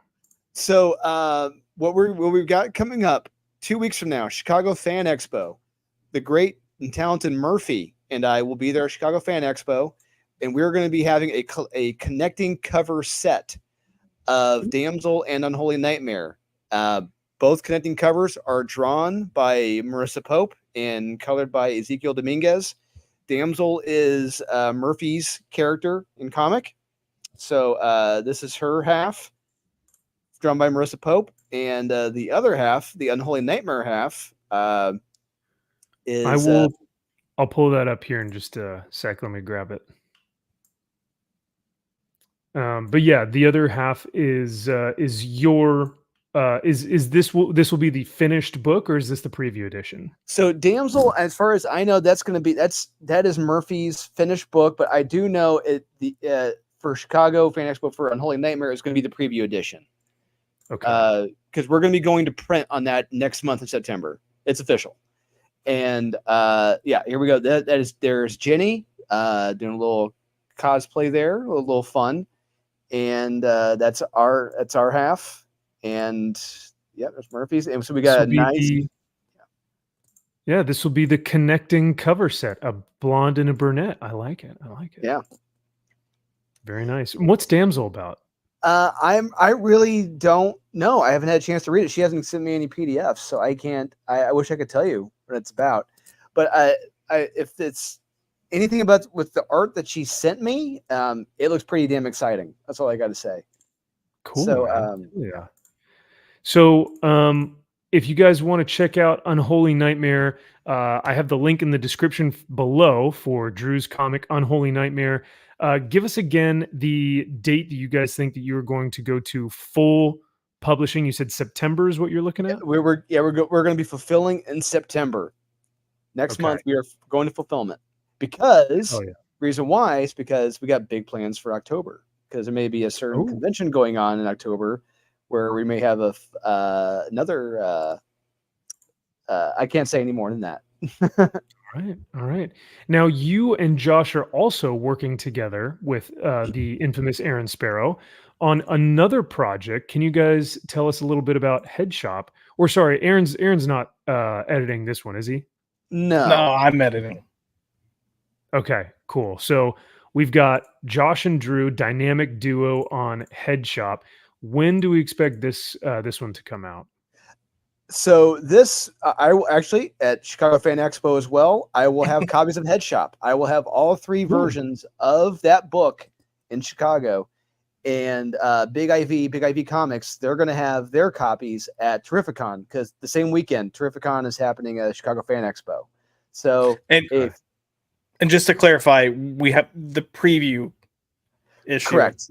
Yeah, Correct. This is the 6-page preview edition, and from what I understand, Ivan has said the full issue will be available at MegaCon next year. So that's going to be February or March that it's going to be done and available. But yeah, this is the 6-page preview edition. And Josh, I think you can agree with me. If the 6 pages don't get your attention in this book, clearly I'm doing something wrong. Well, the cover's already got my attention, but yes. Really? The cover? I don't know. The cover didn't grab. Oh, never mind. I think I know why. Didn't dazzle me. Oh no, I could think of 2 great reasons for loving this book. But, so the Terrificon, what dates are Terrificon? Terrificon's the same weekend as Chicago Fan Expo. I think it's like August 16th, 17th, and 18th, I think. Okay, 16, 17, 18. Yeah. All right. So yeah, if you guys are out there, either message Drew on Instagram, Dolan, or find him at Chicago Fan Expo for one of these lovely books. And then also be on the lookout for the connecting set of Damsel and Unholy Nightmare that will be out. Remind me again? Chicago Fan Expo. That same weekend. Oh, so both of them. Okay. Yeah. We're at our booth in Chicago. Yeah, we're gonna have the Head Shop, and we're gonna have that connected cover set. We're gonna have a lot of stuff at Chicago, and because so Marissa Pope, she will be there at Chicago Fan Expo. So that's cool. Okay. Yeah. So yeah, guys, if you are at Chicago Fan Expo, you could potentially get 3 comic books from Murphy and Drew and Josh from what they are currently working on. So that's and pretty rad, man. yeah, and a little heads up too. So this is the first time we have. So Max, I think I told you this is the first time we showed those covers for Unholy Nightmare and Damsel. That's the first time we showed those. That's awesome. And we are going to pre-sale on Tuesday. Tuesday, we are putting those up for pre-sale before we go to the convention. So where can we find those for pre-sale? We don't have the link yet. Don't have the link yet, but right. just letting people know, be aware, they're going up for pre-sale on Tuesday. Shoot. Okay. Well, you guys want to follow myself here at MVP, go check out Josh's channel at Pop by Culture. And we will try and share that link out for you guys so that on Tuesday, when these things drop, you guys can go ahead and pre-order them. And then also follow Drew on Facebook. And you have an Instagram, right? Yep. Drew? Dylan Waddick. Okay. Yep. So go find him over there. Sign up for Unholy Nightmare. Do all that good stuff. All the links are in the description below. But go follow these guys, because if you do want to pre-order this book, I would highly encourage you guys to be on the lookout and keep your eyes out for that link so that y'all can get a hold of that one. So, and then I know Aaron is not here, but I want to make sure that we shout him out as well. He just released the full reveal of the, what is it, Social Justice League? Is that what it was? It's the in Social Justice League, I think. Let's see. The White Knight and his Social Justice League are here to police any new hero that dares to try to break into their superhero business, and they're here to check your privilege. I love it. So this is going to be a ton of fun. I think my favorite is the manlet. So this is pretty great. Yeah. It was also great, Max. He told us, and we won't say who, but each of these characters, they're based on someone in real life. Yes. Yep. Yes. And when you read their dialogue in the book, you will go, that's 100% this person. So pretty great. I really and this is what's wild, is that I am not a fan of comedic comic books. That's just not what I normally read. But I get more and more excited for Aaron's stuff whenever he drops it. I cannot wait to see this in its full reveal. So this is going to be great.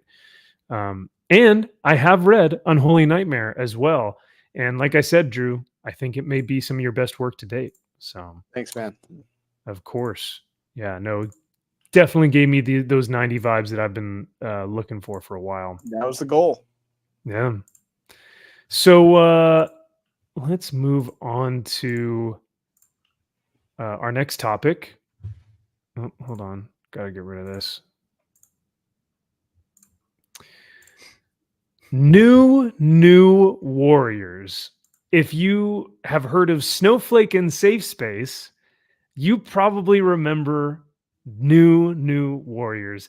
What the heck is that, you might ask? Well, this was Marvel's new initiative back in this was 4 years ago. It feels like it was more like 6 years ago, but no, it was only 4 years ago. Look at that dislike ratio. That is 340,000. I remember where I was when I saw this for the first time. I was in it was during the COVID lockdown. I was in my office. I was the only one in the building watching this, and I'm laughing my ass off. Thankfully, no one was there, because everyone would have heard it. But I could not believe this. How we were not being punked. This was legit. You have to kind of see it to believe it. And this is kind of an event in Marvel Comics history that will live in infinite infamy, but not for the right reasons. I'm going to play this video again because I think you just have to. If you talk about New Warriors, you have to bring up this video, and you have to talk about Daniel Kibblesmith, which, I mean, the name alone, come on. So we will talk about this, but this book initially was about to come out 4 years ago, and it was shelved. It got so much backlash, not just from the anti-SJW crowd or the anti-activist crowd, but from the left, like far left activists who wanted to completely cancel this out of existence. You had multiple YouTubers like Comic Drake who are more left leaning, who even said that this is like disgusting. It's pandering. It is a hollow example of what they want for representation and all this stuff. So even like the far left, It was on Joe Rogan. Joe Rogan talked about this. Yeah, You know, this shit has hit the fan when Joe Rogan's making fun of this. that's unbelievable. And this is like comic books. Like the fact that a mainstream comic book was on Joe Rogan's channel, like that's wild. So yeah, let's go ahead and rewatch this because it's been a while, and I just need to see my boy Daniel Kibblesmith again.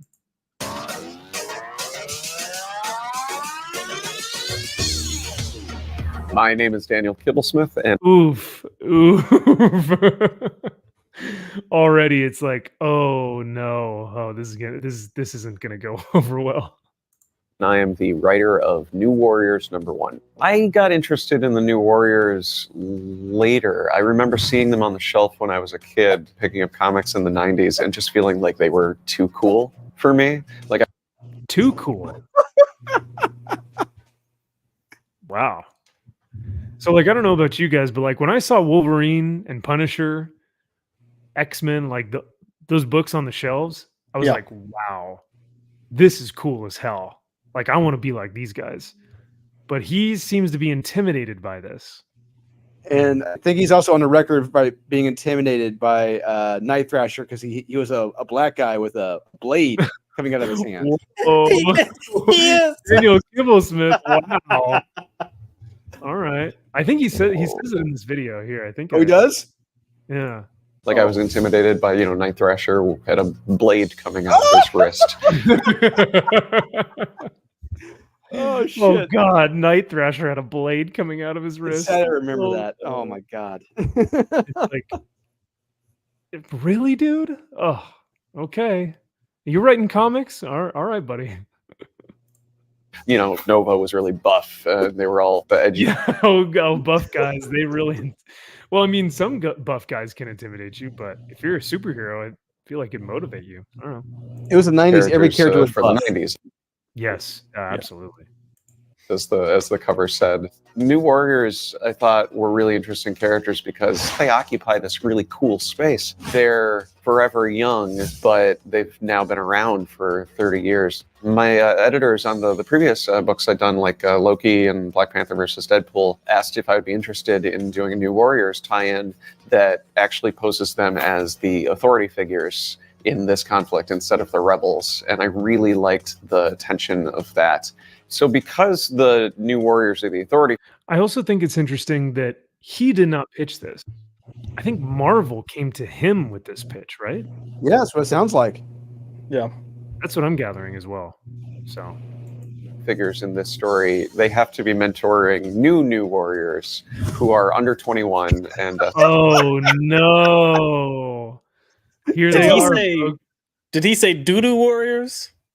Oh. Hey, the doo-doo warrior. Oh, I mean, they are something. God Oh damn my lord. By the way, chat, these two people are brother and sister. They are not they're not in a relationship. They're related. Yeah. So it's like Ultimate Scarlet Witch and Quicksilver. They're Yeah. close. yeah, they're a little too close, but yeah. What do you mean a little too? What? Come on. Hashtag incest is best. Come on. Oh no. Hey, I don't come from Podunk, Texas out in the middle of nowhere, okay?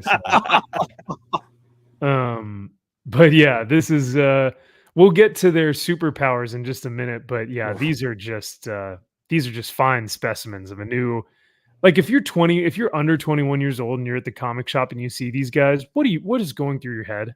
Like you can't think that this looks good. Gay. Gay. Yeah, no, I'm sorry, but How can I you just see don't- this with a straight face? That's what's shocking me. People at Marvel saw this with a straight face and said, "Yes, go to print on this. This is brilliant." Which is why so many people, both on the left, the people who were criticizing this, who tend to be more of like on the side of anti-SJW and like culture war stuff, they laughed at this and were like laughed at it to oblivion, and we're just like, this is gold. This is amazing. I cannot believe that they are actually doing this. Whereas the SJW activist leftist type were enraged by this. So two completely different sets of people, both hating on this though, because of course they thought that this was, you know, pandering and it was extremely insensitive and offensive and all this stuff, which is, I mean, like, to be fair, this is awful. I mean, for any.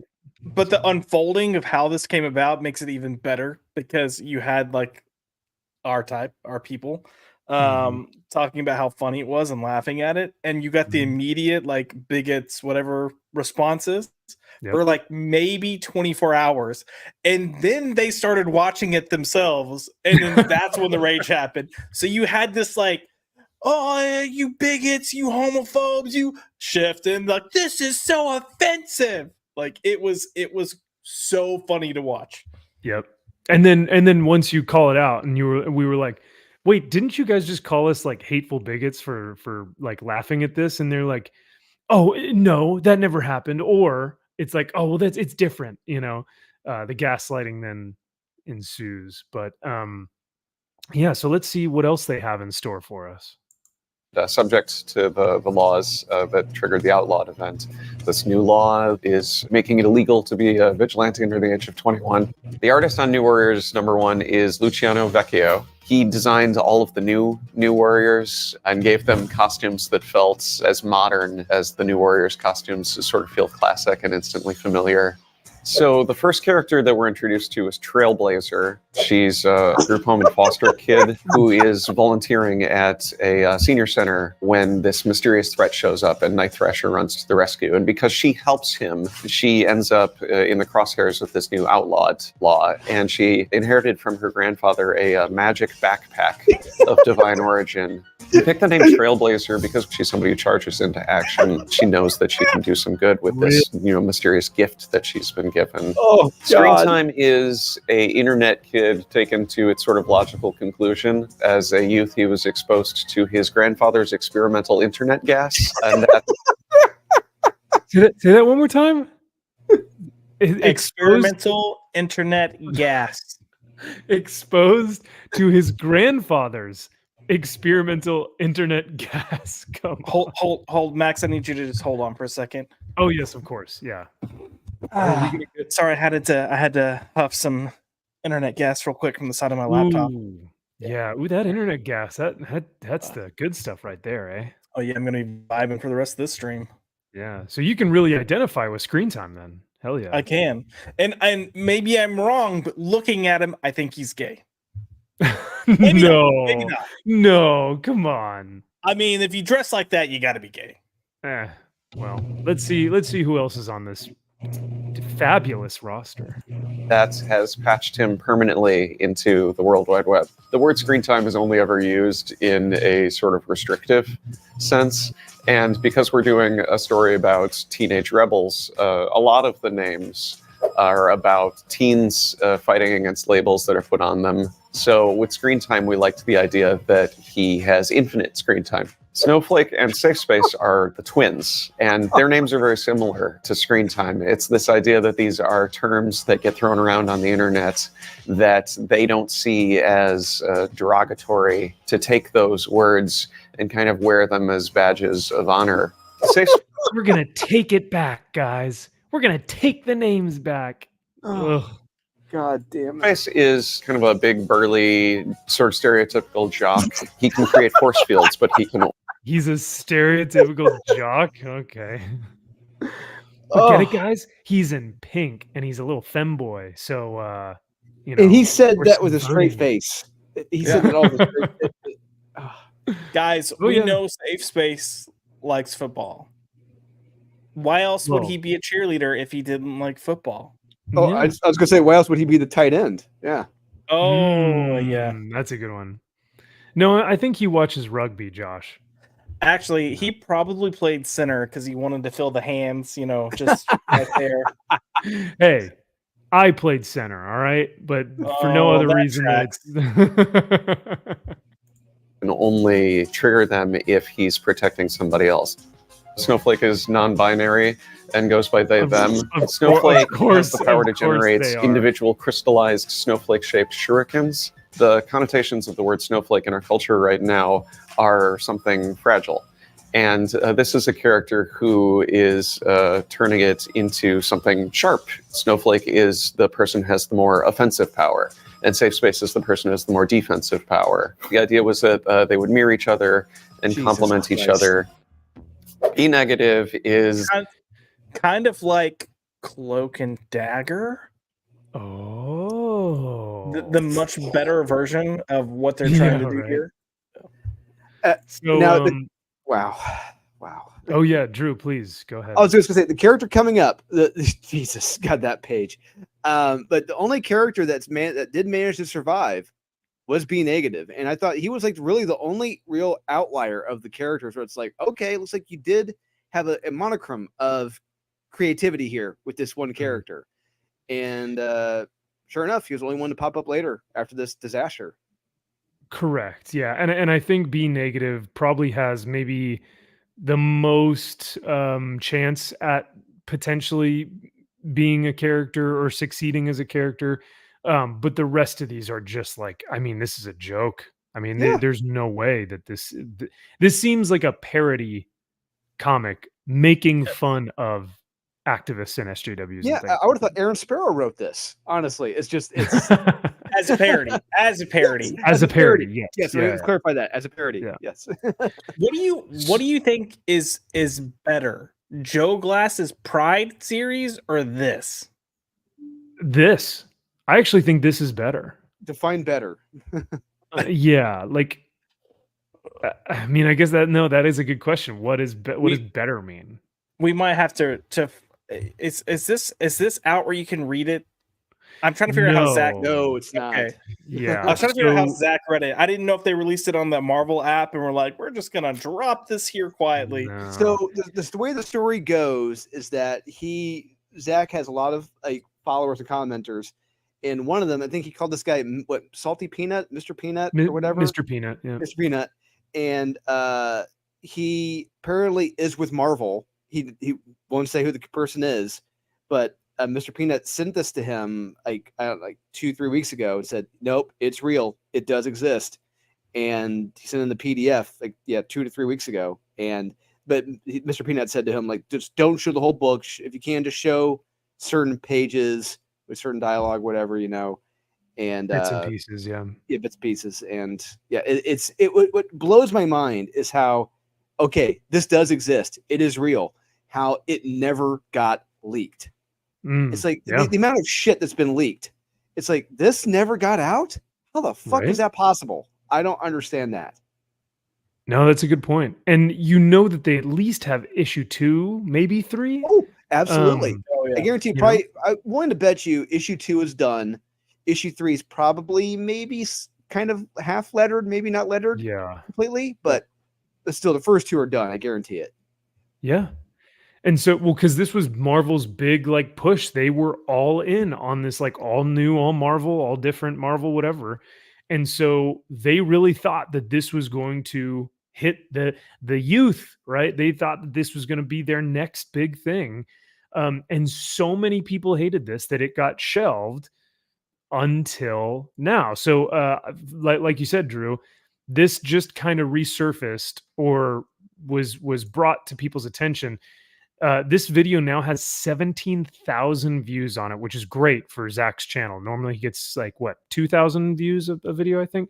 But I mean, like I said, I want this thing, or like you were saying, I want this thing to be fully released, but I don't know if they have the ability to do that. I don't know how we could try and see this, but the fact that it is fully finished and could be distributed, could be published right now, is incredible. That this is a PDF somewhere and Zach was able to read the entire thing. Now I do and it never got leaked. And it never got leaked. It's like of all the shit that's been leaked to Rich Johnson and Bleeding Cool that got leaked early. It's like this never got out. How clearly, it tells me that someone at Marvel really probably laid the smack down on people like, don't you ever let this fucking get out. We're going to come after you. Just like, we're burying this. Or maybe people let it get out, but only to the right people. And those right people just hung on to it. And we're like, oh, we can never release this. This is like awful, you know? But the interesting thing is, you know, your boy Zach, he read it. And for the most part, it's not as bad as what like Fire and Ice was, or Huck, or what. Like those were absolutely like Or Robin. dog crap, or Tim Drake Robin, like dog crap tier level comic books. This was cringy, but it's just like, oh, Daniel Kibblesmith is just a bad writer. Like it's very clear that this book was sure not good, but for the most part, the whole controversy surrounding this, that was the bigger thing, not the comic book itself. The comic book is bad, and we'll read this dialogue. But I think that just the controversy surrounding this, like even people who had never been in comics read the news about Safe Space and Snowflake, and were like, this is a joke, right? So, and of course, when you attach it to a guy who looks like Daniel Kibblesmith, I mean, what do you expect is going to happen? It's going to be made fun of to oblivion. So, but yeah, so let's read this panel, because out of every single page from the comic book, this was probably the worst one, where they all, with expository dialogue, introduce who they are and what their character like trait is, or what their superhero power is. So Screen Time says, "Call me Screen Time. I got exposed to my grandfather's experimental internet gas, and now I can see an augmented reality." It kind of sounds like the Madam Web preview trailer when she's like, "My mother was researching spiders in the Amazon," or whatever it was. Yeah. When John Mulvaney made fun about the Academy Awards. Yeah. Yes. Great. Yeah. He then says, "I want to be a new warrior because you guys are the team most likely to go viral. Oh, my hobbies include memes and chonkers." Oh no. I don't even know what chonkers are. I don't either. What's a chonker? Is that this was 4 years ago? Yeah. It's not like it's a, I don't know. I get the memes thing, but chonkers? Is he just being LOL so random? We then get Snowflake, who says, "I'm Snowflake." Oh, go ahead. It looks like chonkers are weighted stuffed animals. Okay. Oh, fuck if I know. Thank you for doing the due diligence and looking that up for us. Then Snowflake says, "I'm Snowflake. All twins are psychic, but we're psychicer." Oh my God. Daniel Kibblesmith. He's like, "Hello, fellow kids." Bear in mind, he was a writer on the Stephen Colbert Show. If you're watching this, he was one of the writers of the Stephen Colbert Show. That tracks then. Yeah, that tracks. "All twins are psychic, but we're psychic-er. I'm a cryokinetic. I can crystallize the moisture in the air to make ice shurikens. We picked the new warriors because of your commitment to ground level social change." My God. This is actual dialogue. This is actual dialogue in a comic book. Now, and not just that. I mean, what makes this all the more terrible is the fact you're introducing these characters through these horrible expositions, which makes the comic book all the much more fun and unnatural. Oh God. It's awful. No one would talk like this. No. Ever. But it just shows you the lack of creativity. It shows you the lack of creativity Daniel Kibblesmith has in introducing these characters. Kibblesmith. 100%, Drew. You nailed it there. "I'm Safe Space. I make force fields, but they don't work if it's just for me. I have to be protecting people.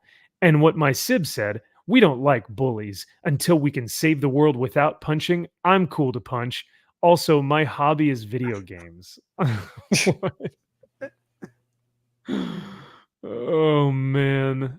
I like how Snowflake is like, "Social change," and then her brother is just like, "I like video games." Like, yeah, I'm just whatever. "I'm B negative. The world is a vampire, and so am I. Technically, living vampire. Yeah. When I was a baby, I got a transfusion to save my life. Guess from who? My hobby is anything retro. I'm talking really old, like the 90s and the aughts or the early 2000s, and I don't want to be here. Cool, edgy. Thanks, man. Yeah, 90s and the aughts, those were real old, weren't they? Yeah. Once again, it's just hello, fellow children. How do you do? Mm. I'm like Kimmy. Sorry, I didn't know we needed to think of names. I'm here kind of by accident. Hobbies, well, I volunteer at the senior home. In my culture, it's important to record their stories. I don't really have any powers, but when I was little, my grandpa gave me this bottomless bag full of like weird random stuff. She That is she is Harper March literal brought to life in comics. that is literal dialogue. Emotional damage is right. Yeah. How do you do, fellow kids? I'm offended by everything. Yeah, this is awful. This is, I mean, this may be one of the most just cringe-inducing, laughable excuses for a comic book panel. You know, the comic book industry used to be like a proper business, like where art was actually celebrated. What is Meritocracy. this? What is this? This is not a I mean, meritocracy now. no. Josh, you don't look too happy. You're going through something right now with this panel, with this page. I'm sorry.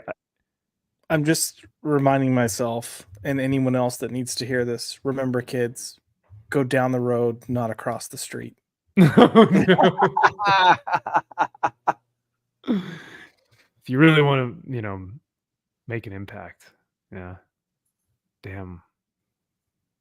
I mean, it's pretty damn bad. It's cringe, it's bad, and it's like not even consistent with what he's trying to do. If you look at Safe No. Space, he's like, "Oh, I'm all about protecting people, and I don't believe in punching, but I'm good to punch someone." Okay. And then this whole thing with Kimmy, like I hate this whole like tongue-in-cheek cutesy kind of like, and I'm not even saying this because of how you read it. I'm just saying even the dialogue of Ooh, yeah. oh, I showed up to this superhero thing, but I didn't know we were gonna need superhero names. Like, okay, dumb Oh bitch, my get out the God. way. And then she's like, I kind of like got here accidentally. I mean, I told my mom to drive me here, but it was an accident. I'm so cute.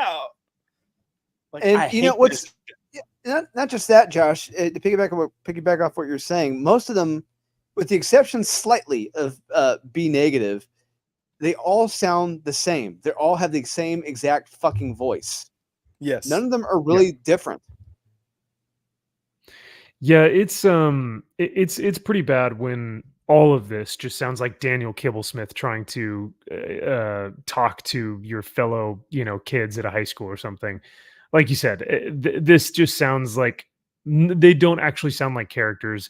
They sound like Kibblesmith, writing They're caricatures. in his New York apartment. Yeah. But no, the cutesy, like I don't know, like I'm just here, like gets real old really fast in comics. It's really bad. So, but this is real and it is out, so it does in fact exist, and this is one of the panels from that comic book. And you know what? I'm glad that we now have access to it. I just wish we could get a little bit more. Like I want to actually read the entire thing. And so I don't know. Do you think we will ever get to finally read this, Drew, the full entire book? Because it does exist. We have proven that. Yeah, I guarantee you, at some point we will see this. We will read the whole thing. I guarantee you, someone at Marvel or Richard Meyer, someone is going to leak it further. If Richard has now gotten it, it's going to get out more. And unless Marvel has like narrowed it down to who could have done it, who had access to it, because I don't know how many people would have had access to this PDF. Unless all the employees have access to it, then they're fucked. But I couldn't tell you. I mean, I would like to think that they don't have control of the situation and it could leak out. That would be, I don't know. I mean, best case scenario is that Mr. Peanut allows Zach to kind of share this out with people, but it'd have to be on like a Google Drive or a Google like a Dropbox or something like that where everyone could access it. Yeah. But because like for the document of a downfall, that's a Google document where or on the Google Drive where you can just see it, right? And you can access it and you don't edit it. You can just kind of look at it or whatnot. Yeah, if you could do that with this comic, that'd be great. But I just don't know if they'll have the ability to do so. Yeah, I don't foresee them doing that. Usually when you have digital copies like this, they have like watermarks, whether you can see them or not, letting you know who sent it from the company Yeah. or who it was assigned to that had access to it. So I doubt you're going to see that. However, I bet Perch has a copy. Just, Oh, You think so? oh, I'm willing to bet Perch Hmm. has a copy. Okay. Perch does have some pretty inside access. So yeah. Speaking of Perch, he actually had a great video about our next topic. So before we move on, do you guys have anything else that we want to say about this? I'm just shocked that this actually exists, and 4 years later, we are just now seeing a glimpse. We have seen that the full comic exists, but we haven't been able to read the entire thing. But the fact that it is like, yeah, we could potentially read it. That's pretty incredible.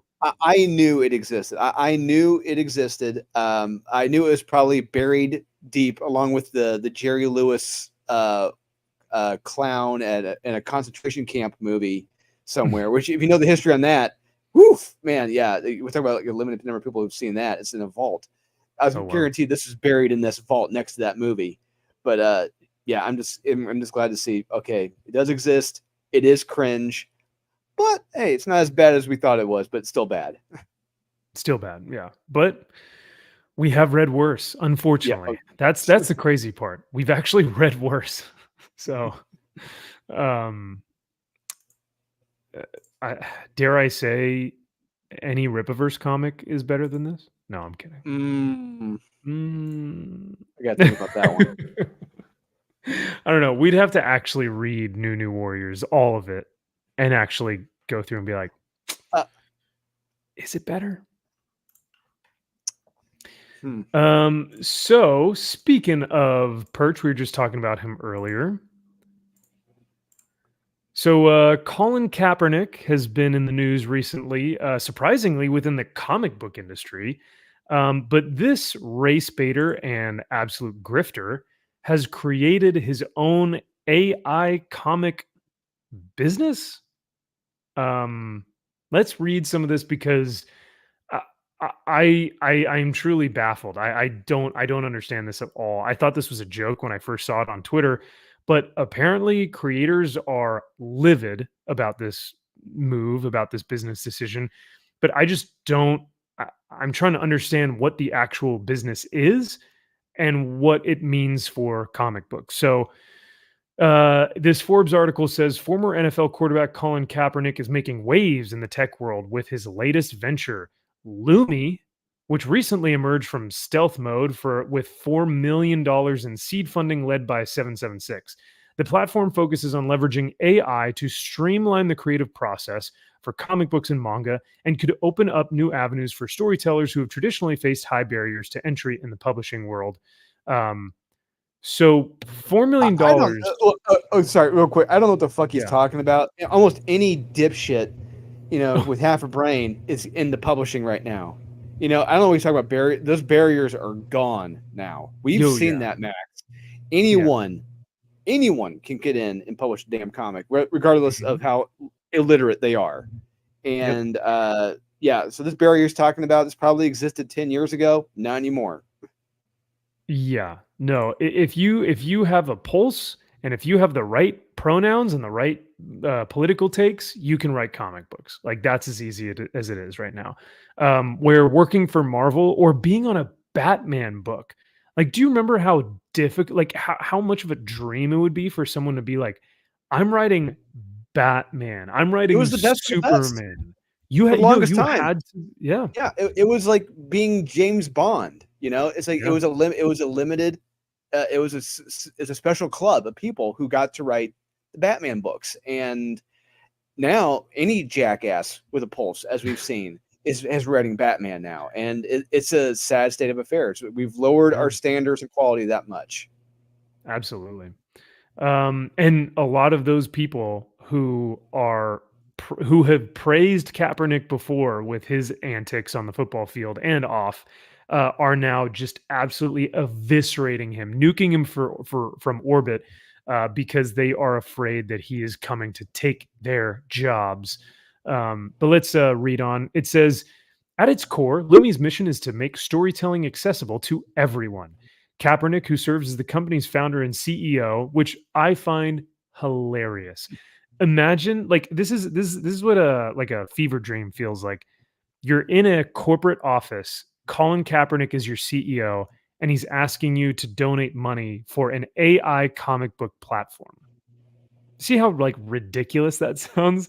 Like, I could not imagine Colin Kaepernick as a CEO of a company. It's It like, then are goes you on to trying? say, If you guys, if your company wants to lose money, yeah, he's your man. yeah, there Yeah. you go. Emphasizes the platform's potential to overcome traditional obstacles in the creative industry. He believes, well, those traditional obstacles to get into the creative industry was talent. So if you had talent, you would break through those barriers. Now you don't need talent. So why not create an AI thing in his mind, I guess? I don't know. He believes Lumi's AI-powered tools can help anyone with an idea develop fully fledged stories from character conception to final publication. This democratization of the creative process could lead to a more diverse range of voices and narratives in the comic book and manga industries, which is funny because once we read all of the creators who have been complaining about this new Lumi software, they are saying that Kaepernick is actually suppressing and oppressing minority voices with this new software. So weird. He thinks that this is going to enhance those voices, but How can by you law, trust this guy? Look, how can we trust this Oh. guy? This is a guy who was a professional athlete for the NFL, went to a Super Bowl. We know he's done politically on the field as well as off. Yeah. But at the same time, this is a guy who made a Netflix documentary comparing NFL owners to slave owners, and then subsequently, months later, tries to get back into the NFL to play. This is a fucking guy who's not afraid to bite the hand that feeds several times. How can you? No one should be able to trust. No one should trust this guy. I mean, I would trust a stark, raving, hungry Wolverine as a babysitter more than him as a company owner. You bring up a good point, Drew. Now, for those of you who have never seen Colin Kaepernick's Netflix special, Drew, you brought up the fact that he had this, and even he had done this race baiting hustle. Because ultimately, he's a grifter. He is using his race. He's a race hustler. Yeah, race hustler and a total grift. And he compares, like you said, slavery to literally the NFL combine. And when I mean literally, I actually do mean literally, because when you watch this video, you will not believe your eyes. Well, before you play, before you play that, can I be like, how dare you? How dare you, slave owners? Only giving us football players a measly $116 million. What's wrong with you? And by the way, if you guys look at the stats, the NFL is 80% African American. 80%. And these guys have multi-million-dollar deals. And if not, some guys will say, "Oh, Max, not all of them have multi-million-dollar deals." Oh, you're right. I'm sorry. Hundreds of $1,000 deals. No, you're right. I'm sorry. Well, Just the a league measly minimum, $500,000. the league minimum, from what I understand, is like $900,000, which is still a lot of fucking money. You're a millionaire at that point. I mean, come on, you're a millionaire. But yes, no, that's absolutely pathetic that there is still this race baiting when 80% of the NFL is African American, making hundreds of thousands, if not millions of dollars, and Colin Kaepernick is equating it to slavery, which is the most insulting thing you could probably do for actual And that's slaves. not including product endorsement deals. Yeah, Right, because right. let's not forget he was with Sponsorship. Nike. Yeah. So until he got let's dropped. go ahead and see how he kneels to this Netflix deal. Netflix clip. Before they put you on the field, It's teams absurd, poke, Afro. prod, and examine you. Poke, prod, and examine you. It's like, yes, because you're an athlete.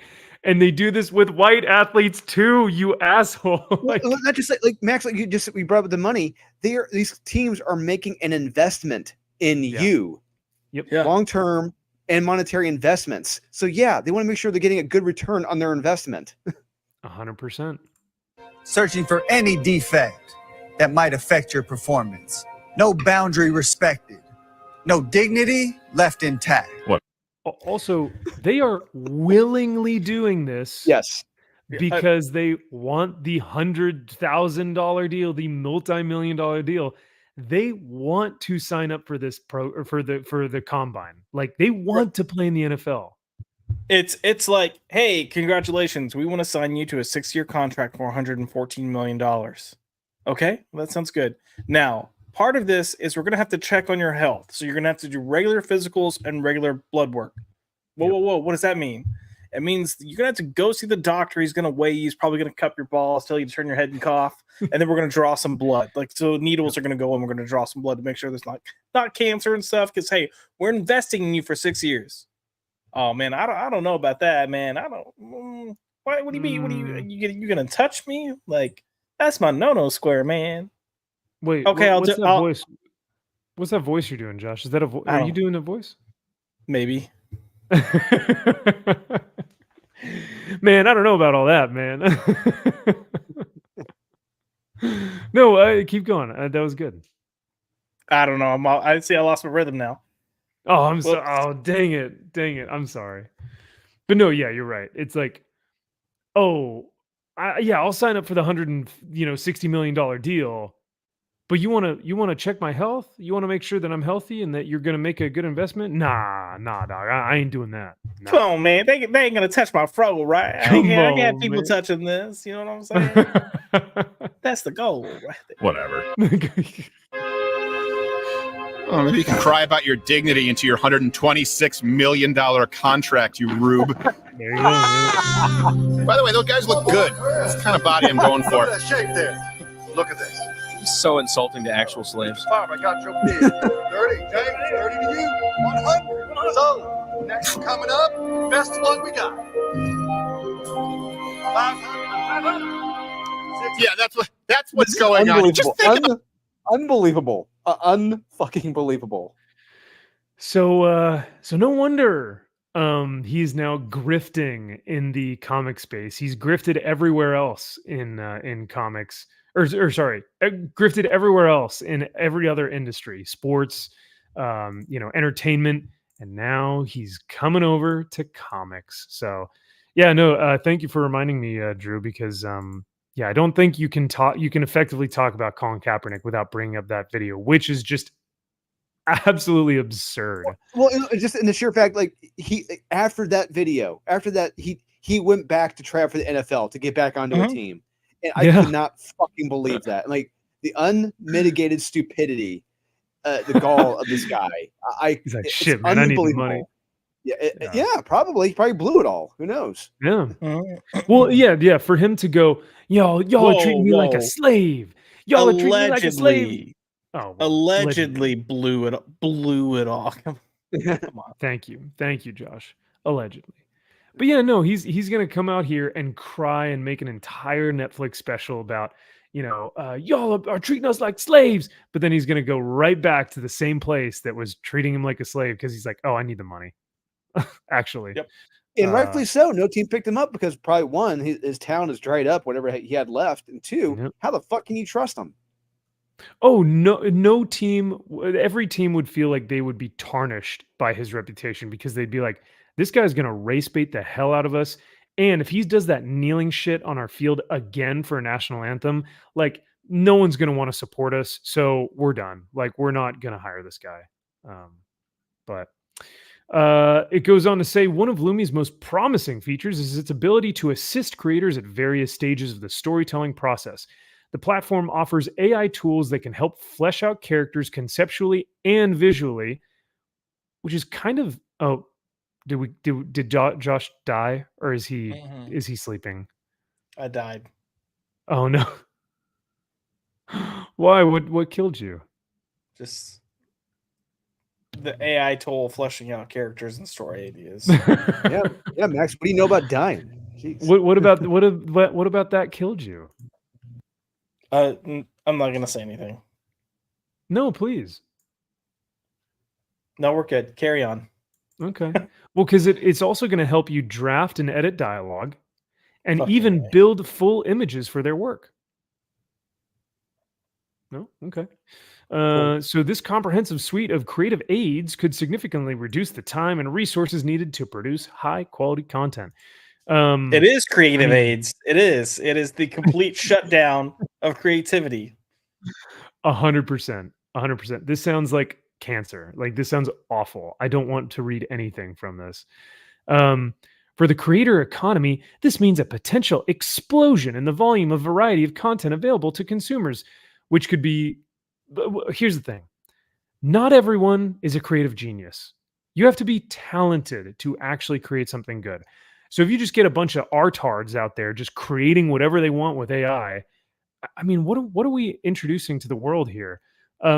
You have to be talented, and I think that's the biggest thing. And I don't know if, like, for YouTube, any dumb, a-hole can get on here and just start filming. But if they're talented, if they have charisma, if they have good skills, if they what they're saying resonates with people, they can succeed. But with this, would this really allow people who aren't talented to succeed in comics? I don't know.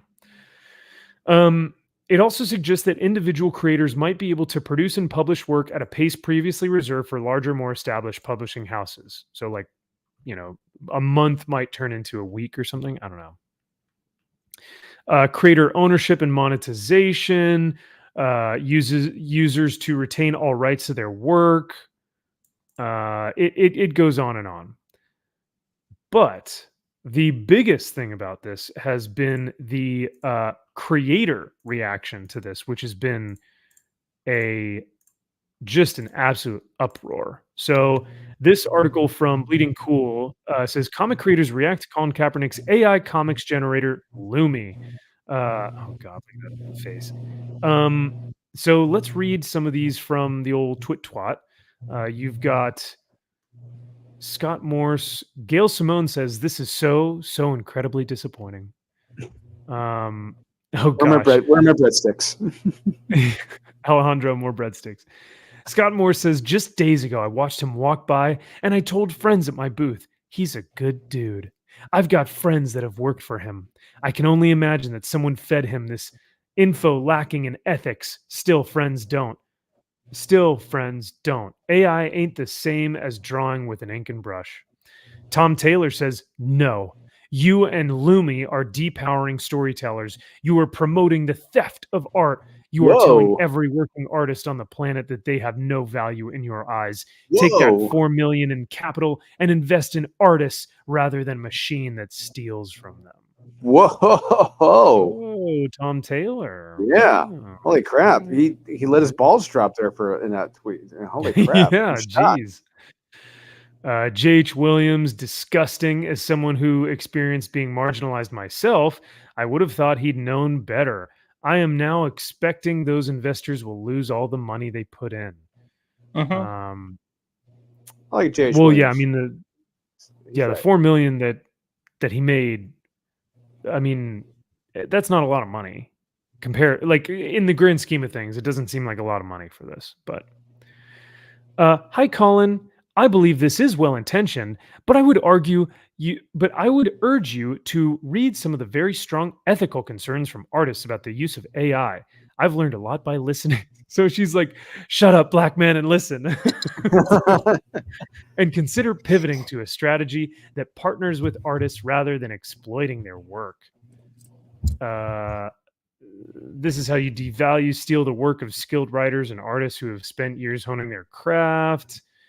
Fabian Nicieza, here's an idea. Try telling your story yourself instead of letting a machine do it. Ooh. Cheryl Lanaton, If you think that black artists are going to support AI robbing them of not only career opportunities, but also the work they've already produced, just because you've thrown up a black figurehead, one who has nothing to do with comics, mind you, you are crazy. Daniel Kibblesmith, he's back. Whoa! I am respectfully asking everyone to get out of comics if they don't enjoy the physical act of making comics. I'm not out here trying to replace the NFL with Madden simulations. Oh, you got him, Daniel Kibblesmith. Got him. And then it goes on and on and on and on because there are so many people that have responded to this. Chris Burnham, go back up. Oh no, I'm sorry. Mhm. Go. Oh, well, time out. Joe Glass has something to say. So, Oh boy. wait, go back up. Chris Burnham is right here. Yeah. So, Chris Burnham, please stop. You're taking a shit on your own legacy. Questionable. Well, his legacy is already kind of dog crap. Yeah, his legacy's gone. Oh, Joe Glass, right there. What is Joe? Oh no, you're passing him. Oh no, Joe Glass. Joe Glass. This is the absolute opposite of freeing creators. It literally endangers the livelihood of hardworking creatives in favor of lazy charlatans. This is actively causing harm to creators. Did I do it right, Josh? Is that a good? It wasn't gay enough or desperate enough, but it's okay. I love this one. Why would you choose to flush all your goodwill down the toilet? He's goodwill. What goodwill does Colin Kaepernick have? It's gone. Whatever he had, there is no goodwill. No, but he doesn't have in it. Like his kneeling was the best thing, or not. It wasn't even the best thing. It was his most notable thing. But kneeling was like absolutely pathetic. It was a child throwing a tantrum, and it was un-American, anti-American, anti everything that this country was built off of. And it's so stupid that that he was trying to grift off of that for years. So no, I don't think he has a legacy or that he has any goodwill. But all these people that blew him while he was still in the NFL are now turning their backs to him. So I'm kind of sad Frank Thierry didn't make a comment because Frank would have been, along the lines of "fuck you, you fucking cunt." Yeah. That would have actually been pretty damn good. Yeah, that would be something he would say. But, sure. yeah. Dang. Well, yeah. Do you guys have any thoughts on this AI program? Do we think we'll see this come to fruition? Is it going to actually do anything or what? It's going to come to fruition. What I'm really curious to see is how I like when it comes out, I want to try it, not for the sake of actually making a book, but I don't see how it's going to work. I mean, even if you look at AI storytelling, the really good AI storytelling still is extremely problematic because you have plot holes or things don't make sense or you don't have consistency in the voice of a character.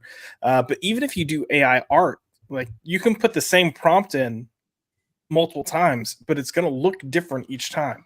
So how are you going to have a character look the same? Plus you're going to have the jacked up hands, six fingers and everything. Yeah. Someone's trying to shoot a gun and they got like a gun coming out of their face. And I feel like that shit's going to that's going to happen, right? Oh, of course. And I think you brought up a really good point, consistency. Because not only in the artwork is consistency going to matter, but you're also going to get character consistency in the writing. So if you're trying to write a character who's going on an arc or a journey or something, is AI well-versed enough in storytelling to put that character through an arc to where they sound consistent and that their story stays consistent, their motivations stay consistent. And that's all writing. You have to do that in the writing. And I'm wondering if AI would be able to do that. I don't know, but yeah, the consistency of the art and the storytelling is going to be, it's going to have to be there, but I don't know if it has that capability. So now, if you give AI a prompt, like say I write an essay or say I write a paragraph or, it can summarize things, right? You put an article into like a Chat GPT or a Gemini and it'll say, too long didn't read. This article basically said this, people are upset that Colin Kaepernick did this thing. So you can do that with writing. So if I write a large, paragraph about this whole Colin Kaepernick controversy, I can put it into AI and I can say, highlight the main things from this paragraph that I've written and write it as if you are speaking from the third person, and then it'll pump it out, right? So you can write things and then have AI maybe tweak it, but to have AI wholly create something new, I don't know how great it is at doing that. Yeah. So we'll see. But yeah, I don't know. There's a part of me that thinks that this was just made to be sold. And I don't know if this will actually come to fruition or if it will just be something that, like I said, is just made so that it can be bought and he can just do a quick flip. But at the same time, it's like, why is Colin Kaepernick getting into comics? Like, he doesn't even like comics, I don't think. Like, he's never mentioned it before that I know of. I don't know. I can't wait to see all the crowdfunded comics that are made with this. You think it's going to be bad or good? Bad.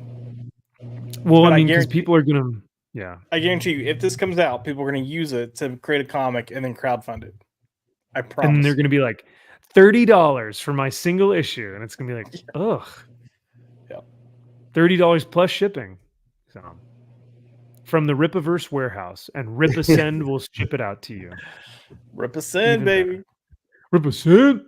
So, well, that is all the news that is fit to print for tonight on Max's Man Cave. Thank you so much to everyone in the chat who came by tonight. This was super fun. And I'm glad that we were able to share some of Josh's, Drew's, and Aaron's comics. Make sure to keep your eye out for that link on Tuesday. And then also make sure that you guys are looking at maybe Terrificon or Chicago Fan Expo to see if you guys can get your hands on some of our creator-owned comics. You guys got anything else before we head out? I will just say pop culture. So tomorrow night we've got Marvelous Monday, Captain Marvel dropping. So that got delayed. And so it's finally dropping. And then Tuesday night, it's going to be Drew and I, and we're going to be covering the top 5 comics of June because we're playing catch up. And then we will have an announcement later this month for a new series we'll be doing monthly. That I've kind of talked to the guys about. It seems like it's going to be a fun little thing, but we're hoping to have a lot of involvement with it. So, have we figured out which story we're covering? For sure. Yep, 100%. It'll be for the end of September that it fully happens, but we'll just go right out there. It's going to be a book club, and my goal is one to give like people like this guy a break from the show, so he's not here every Tuesday, and then some because he does other recordings for me outside of Tuesdays, but to try to get like a good 10 people on who have varying scales of comic book knowledge, but we'll pick a book and go, and it looks like we're starting off with Superman for All Seasons. So yeah, let's go. Nice. Yeah, buddy. I love the Superman. I love Superman too. Superman is not a conservative because Superman likes to save people. Yeah. Superman's not a conservative because he's gay, and his name is John. Ugh. His name is John because his son John, who's gay, he was accepting of his son, and so that means that Superman is not. No. Don't disrespect John. John is Superman. Is Superman? Yeah, that's right. What am I saying? Oh God! Just like Laura Kenny is Wolverine, right?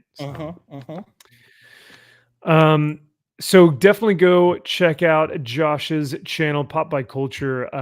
Yeah, I'm really looking forward to Superman for All Seasons, man. Like truly, I haven't reread that in forever, and I want to take another peek. So that'll be fun to review that. And then definitely go check out Drew's comic at this link, the Unholy Nightmare link. All these are in the description as well. But yeah, you guys can get some great books coming up to some of these conventions that are going to be happening soon. And I'm Tuesday night. Yeah, Tuesday night we should hopefully have the link and should be able to show it off on Pop by Culture Tuesday night. Yeah, Marvel. Oh yeah, sweet man. And then as far as stuff for me, yeah, if you guys want to support the channel, if you guys want to get some behind the scenes access, feel free to join one of the memberships. I've got Viking, Spartan, and Templar tiers. And I think I also now have a Space Marine tier, which is like after 6 months of a membership, you get the Space Marine tier, which is pretty cool. But yeah, if you guys want to join the membership, there are varying degrees, different tiers that you can join. And yeah, it's been fun to kind of get back into the swing of things and, you know, start making comic book stuff, Warhammer stuff. And speaking of comic book stuff, I'm hoping to review this bad boy soon as well. Ghost of the Badlands by Razor Fist. And gosh dang, this is a gorgeous book. So I'm looking forward to maybe doing a video about that. That'd be fun, but we'll see. Well, thank you again, chat. You guys are the best. Thank you all for being here tonight and supporting us. We will see you guys next week, or actually we'll see you guys on Josh's channel on Tuesday, right? For the best books or the books Top of the five. month. Yeah, Top 5 of the month. Yeah. And then because I was like, sorry, I'm trying to remember the last time. So what this you guys are going over April or May? We're going over June. We're a little okay. behind. So for this month, we're gonna hit June. We're gonna hit July, get caught up, and then that'll be our first Tuesday show every month. Will be top 5 Hell yeah. helmets. Whoop, sweet. All right. Well, thank you guys again for being here. We will say adios and take care. We'll see y'all soon. Thanks, guys. Adopt or die. Thanks for the heads up. Sweet dreams, children.